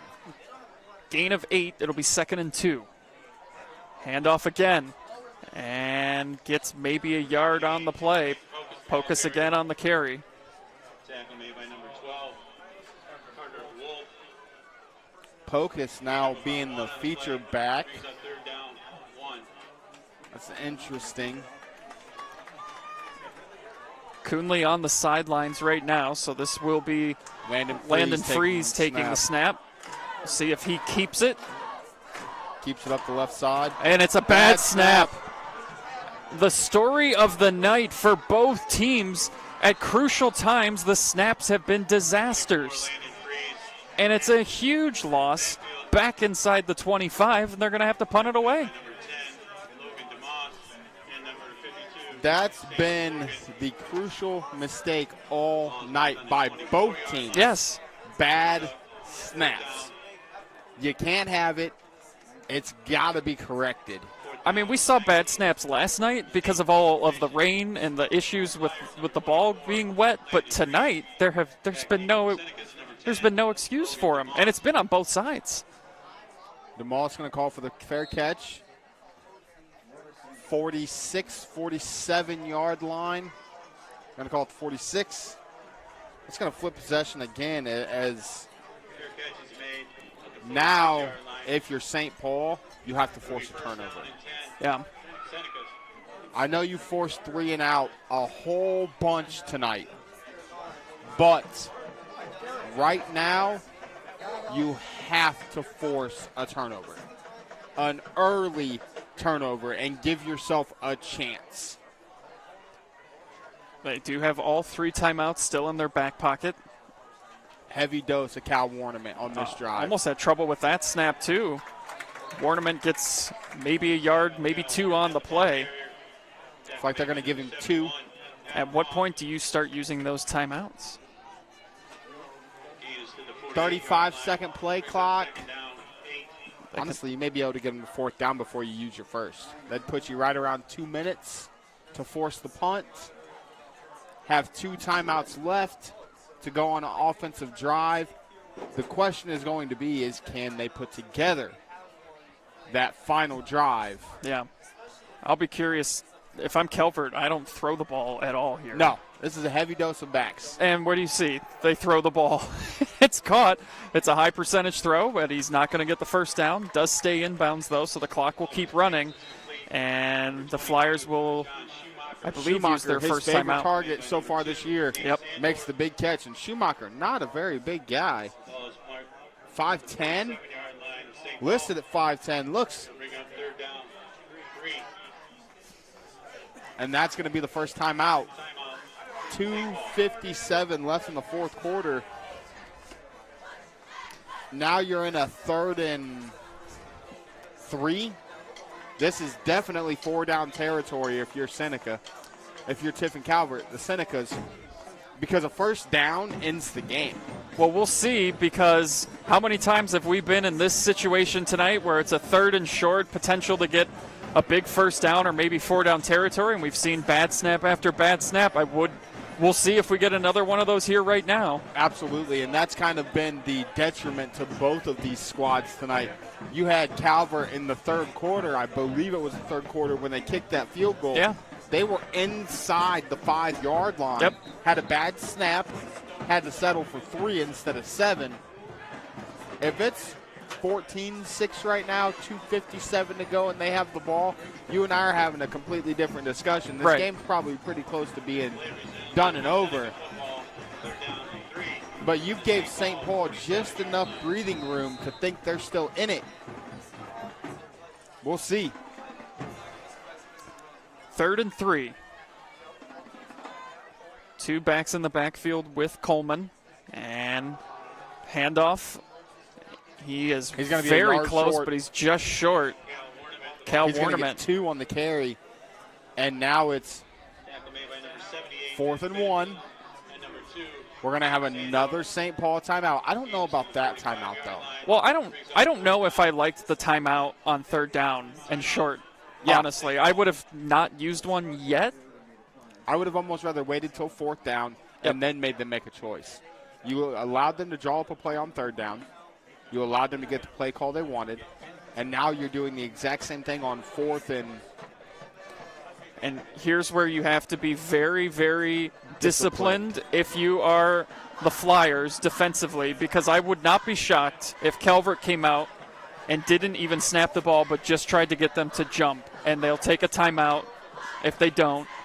and then go for it. Well, and then if you're on the other side of that, if you're Calvert, you have to be disciplined as well. Yes. Because you don't want to take yourself out of this 4th and short situation. Correct. If you go hard count and you jump, 4th and 1 becomes 4th and 6, and now you almost have to punt it. Which is what I'm sure they're discussing in the huddle over there right now.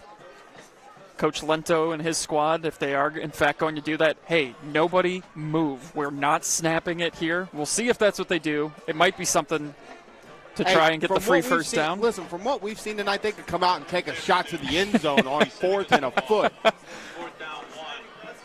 I don't think we predicted what was going to happen on a play all night. They've caught us off guard. Both teams have caught us off guard all night on what we would expect, what I think we would consider a normal play call to be in this situation. They've done the complete opposite. Yeah.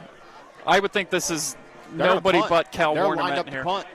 Well, that's Watch interesting. it direct. Look, you've got Warnament. You've got Warnament as an up man. Don't be surprised to see a direct snap to number 27 as the up man.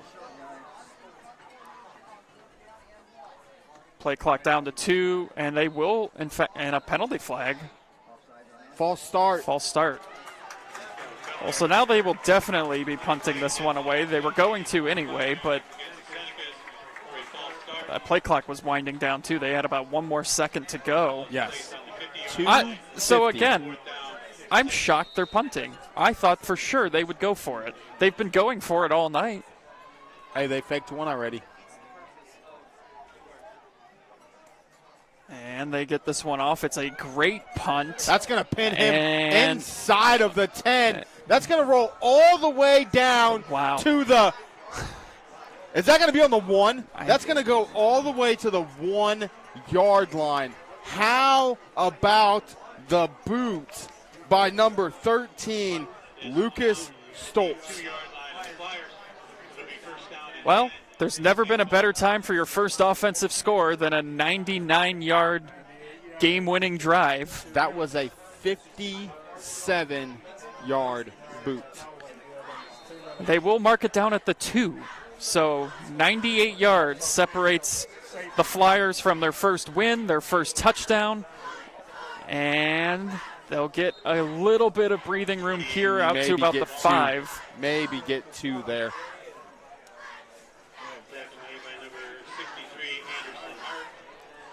The Flyers have 1 timeout remaining.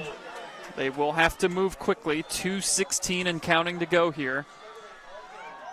Coonley takes a shot, and it's just too far for his intended receiver, Landon Freeze, and it's going to be third and He had long. his receiver. Freeze ran a great route.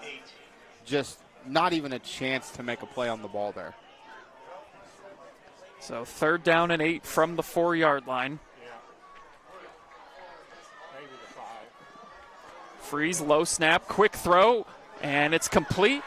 Making some moves is Freeze, trying to get more yards, and will be short of the first down. So here we go, 4th down. It's like he's going to be 4th and a yard. So here's your game. Yeah, I was going to say, we can officially say that this play right here decides the game. Clock continues to run, too. Yep. Minute 40. Snap, handoff, and it's going to depend on the spot. The angle we're at is tough to tell, and they're going to give it to him.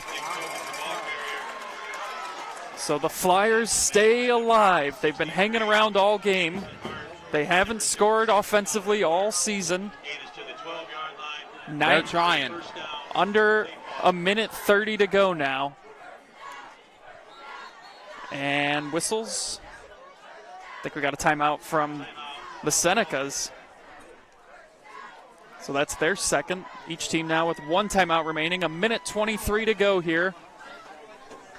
Can the Flyers find a way to get it done offensively here? Can the Flyers fly high to the end zone to win their first game? Let me tell you, if you're Calvert, I'll tell you right now, you got a minute 23 left.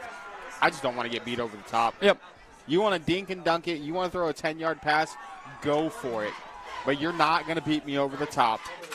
And I am putting a spy on number 24. I'm putting the fastest guy I have on the field on number 24 to make sure that he is not responsible for the big play that allows them to win this game. Pocus in the backfield with Coonley. Freeze lined up out at receiver. Coonley drops back, throws underneath, and it's incomplete. Thought for a second we might see a penalty flag. It looked like there was a shove. Yeah, it absolutely did. Throw to Lindenberg, incomplete. 4 seconds come off the clock, 1:19 to go. 2nd and 10 from the 12. Coonley drops back, looks, throws, and again, just unable to really make that connection all night. That throw just hasn't been there. Landon Freeze has run great routes all night. He's just, there's no cohesion. There hasn't been a connection there so far tonight. 3rd and 10. 1:15 to go. Coonley, can he connect with the receiver? Takes a shot downfield into double coverage. Caught but out of bounds.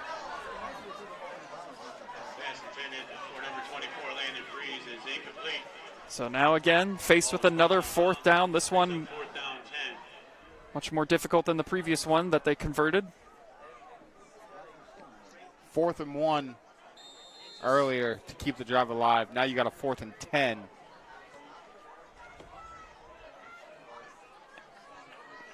And it looks like we've had someone a little bit slow to get up for Calvert. Got some cramping perhaps? Oh yeah, that's the cramp position. Yep. Those are never fun. So while the Calvert players getting assisted to, what's it going to take? Well, at least 11 yards. At least 10 is what it'll take here to keep this drive alive. But I'm surprised we haven't seen more routes over the middle on some of these throws. Maybe some – I guess they did throw the one on 1st down here that fell incomplete, but a lot of throws. There was definitely there was a shove. There looked to be a shove, I will say. But, yeah, just the last couple throws, you're throwing towards the sidelines. I get that, you're running out of time. You want to try and stop the clock, but you also want to have room to make the catch. So I would throw something over the middle of the field here. You still have a timeout, too, so there's still time. If you get 15, 20 yards, call that timeout, and then you got to start going quick. I think that's the other thing I would say has surprised me is over this drive, they haven't had tempo. Like, you're in a situation you're down 4.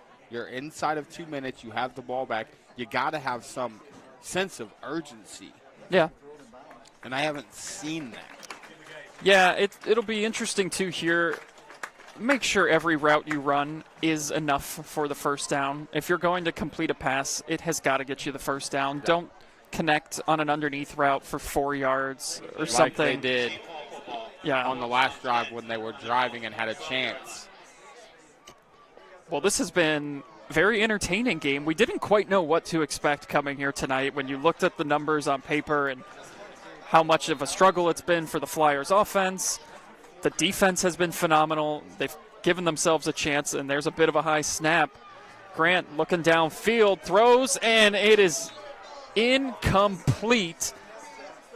He had a receiver open. He just didn't see him. And he had a receiver wide open on the other side of the field. Yep. But that's one of those things where we talked about it earlier with Tucker, with the quarterback for Tiffin Calvert, staring down his receivers. I feel like that's something that we've seen from Coonley all night as well. Landon Freeze is his go-to, and that's who he wants to throw the ball to. If he can't throw the ball to him, he's going to make himself throw the ball to him.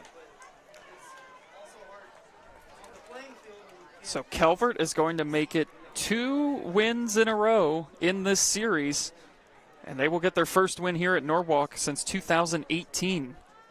As they take a knee here, victory formation, a gutsy win. I don't expect St. Paul to call the timeout. No. Although I guess I should say, with the way that this game has gone, the snap. They're not taking snaps under center we've seen crazy snaps all night, and it would be very fitting if one in victory formation happened to go over the head.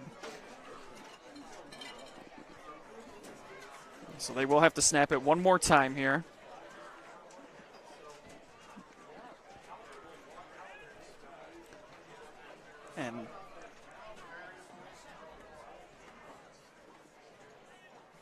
And he fumbled the snap. And they whistled it dead early. But wow. That is going to do it. Calvert moves to 2-1 as they get the win here tonight, 10-6. Stick around. We'll have our post-game show and MVP interview for you coming up here live and free on the OH Report.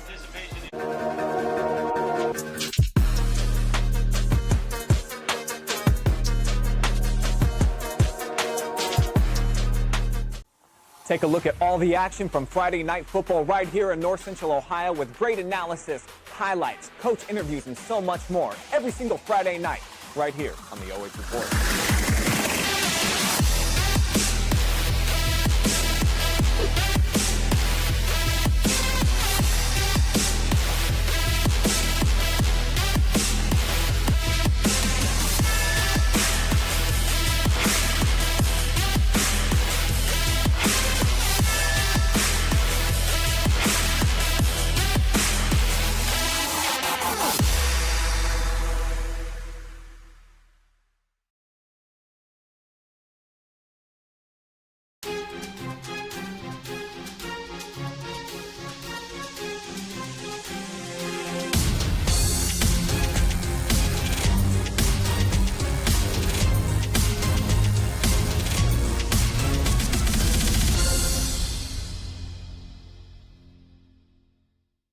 Instead of paying for some big-name spokesperson, Casasa Checking gives that money back to you in cash rewards. In fact, you just bought me this cup of coffee.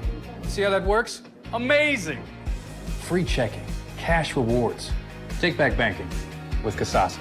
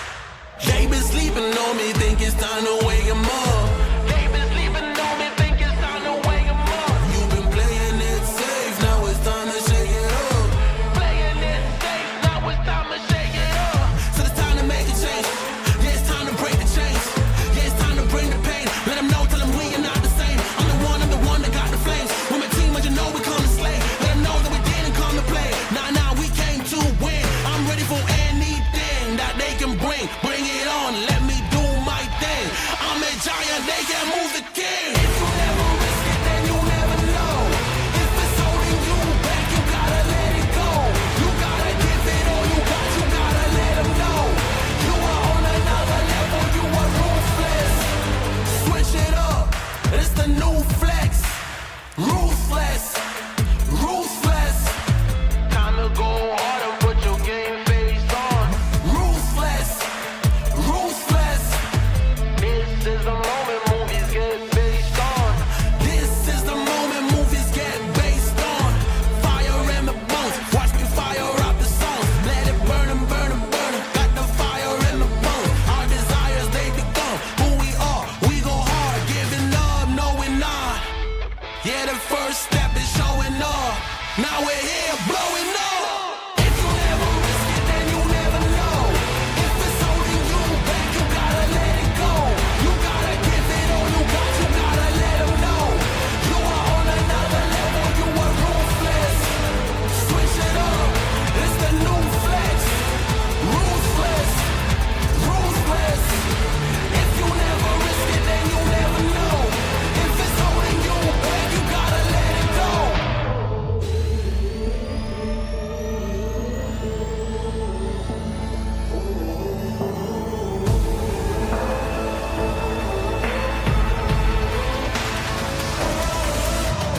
Yeah, the first step is showing up, now we're here.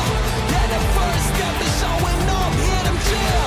Yeah, the first step is showing up, now we're here. We're blowing up, hear them cheer. If you never risk it, then you never know. If it's holding you back, you gotta let it go. You gotta give it all you got, you gotta let them know. You are on another level, you are ruthless. Switch it up, it's the new flex. Ruthless, ruthless. If you never risk it, then you never know. Ruthless, ruthless. Give it all you got, you gotta let them know. You are on another level, you are ruthless. Switch it up, it's the new flex. Ruthless, ruthless.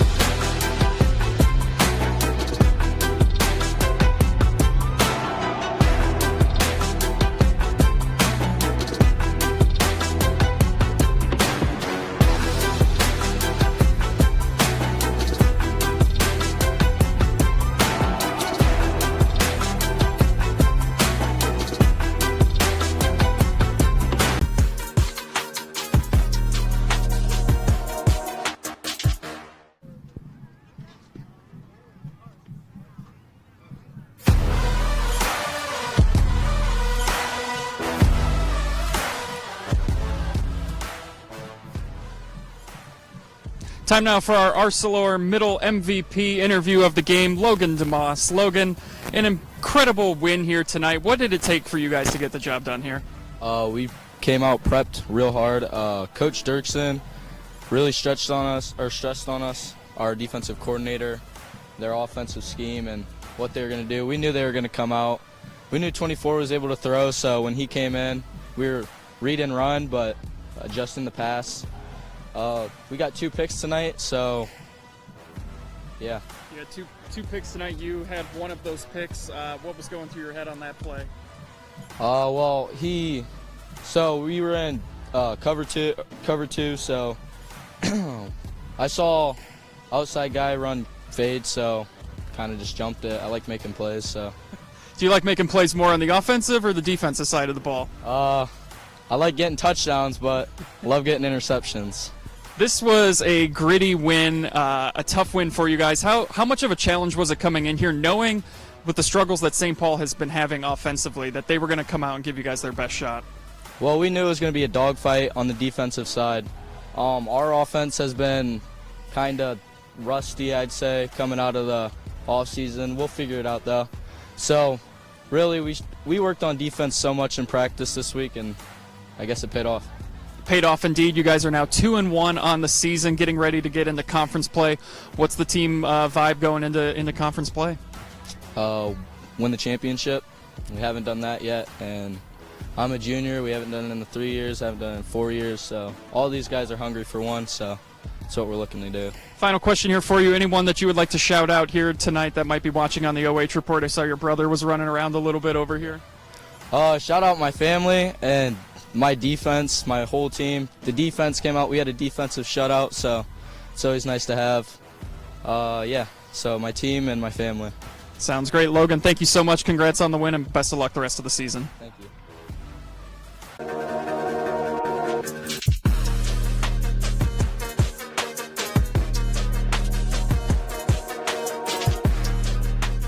Instead of paying for some big-name spokesperson, Casasa Checking gives that money back to you in cash rewards. In fact, you just bought me this cup of coffee. See how that works? Amazing! Free checking, cash rewards. Take back banking with Casasa.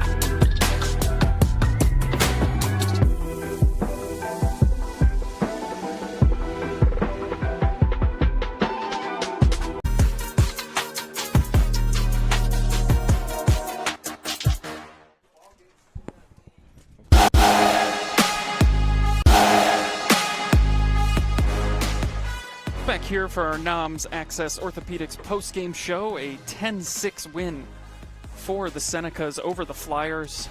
Andy Jardy alongside Joshua Banks. It is cold down on that field.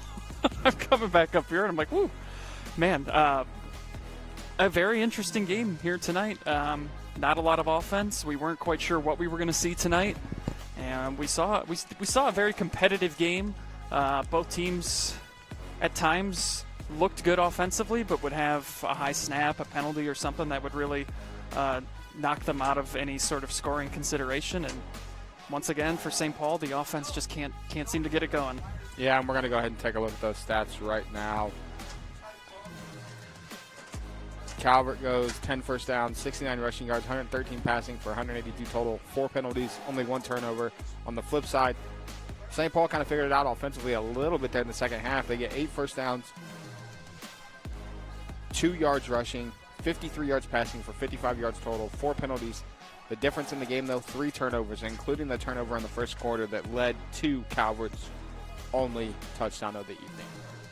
Yeah, they have yet to score an offensive touchdown, but they did get into the end zone thanks to the 90-yard kickoff return by Landon Freeze, who then also forced a fumble, did everything he could to get the Flyers into the win column. But they will try again next week, again on a Saturday. They will play Mapleton next week, while the Senecas will travel to Lakota, the former school of head coach Mike Lento. So that'll be a little interesting game for those two schools. Former coach going up against current coach. So 10-6 your final here tonight from Norwalk. The Senecas improve to 2-1. St. Paul falls to 0-3 as Calvert is now won 2 in a row against St. Paul and gets their first win in Norwalk since 2018. That is going to do it for us here on the OH Report. Thank you so much for joining us tonight. Alongside my partner Joshua Banks, I'm Andy Jardy. Thanks to our cameraman Shane as well in his Seahawks attire, Shane Young. And on stats, we had little Josh Jr. does stats for us little every Josh game. Jr. Makes our life a lot Sure easier does. when we have somebody else here to do stats for us. And the big thing is thanks to all these amazing sponsors, NOMS, Civista, Home and Kitchen Supplies, Sutton Bank, all of you guys that allow us to bring you these sports. St. Paul Athletics treated us really well. This is a beautiful facility. Yep.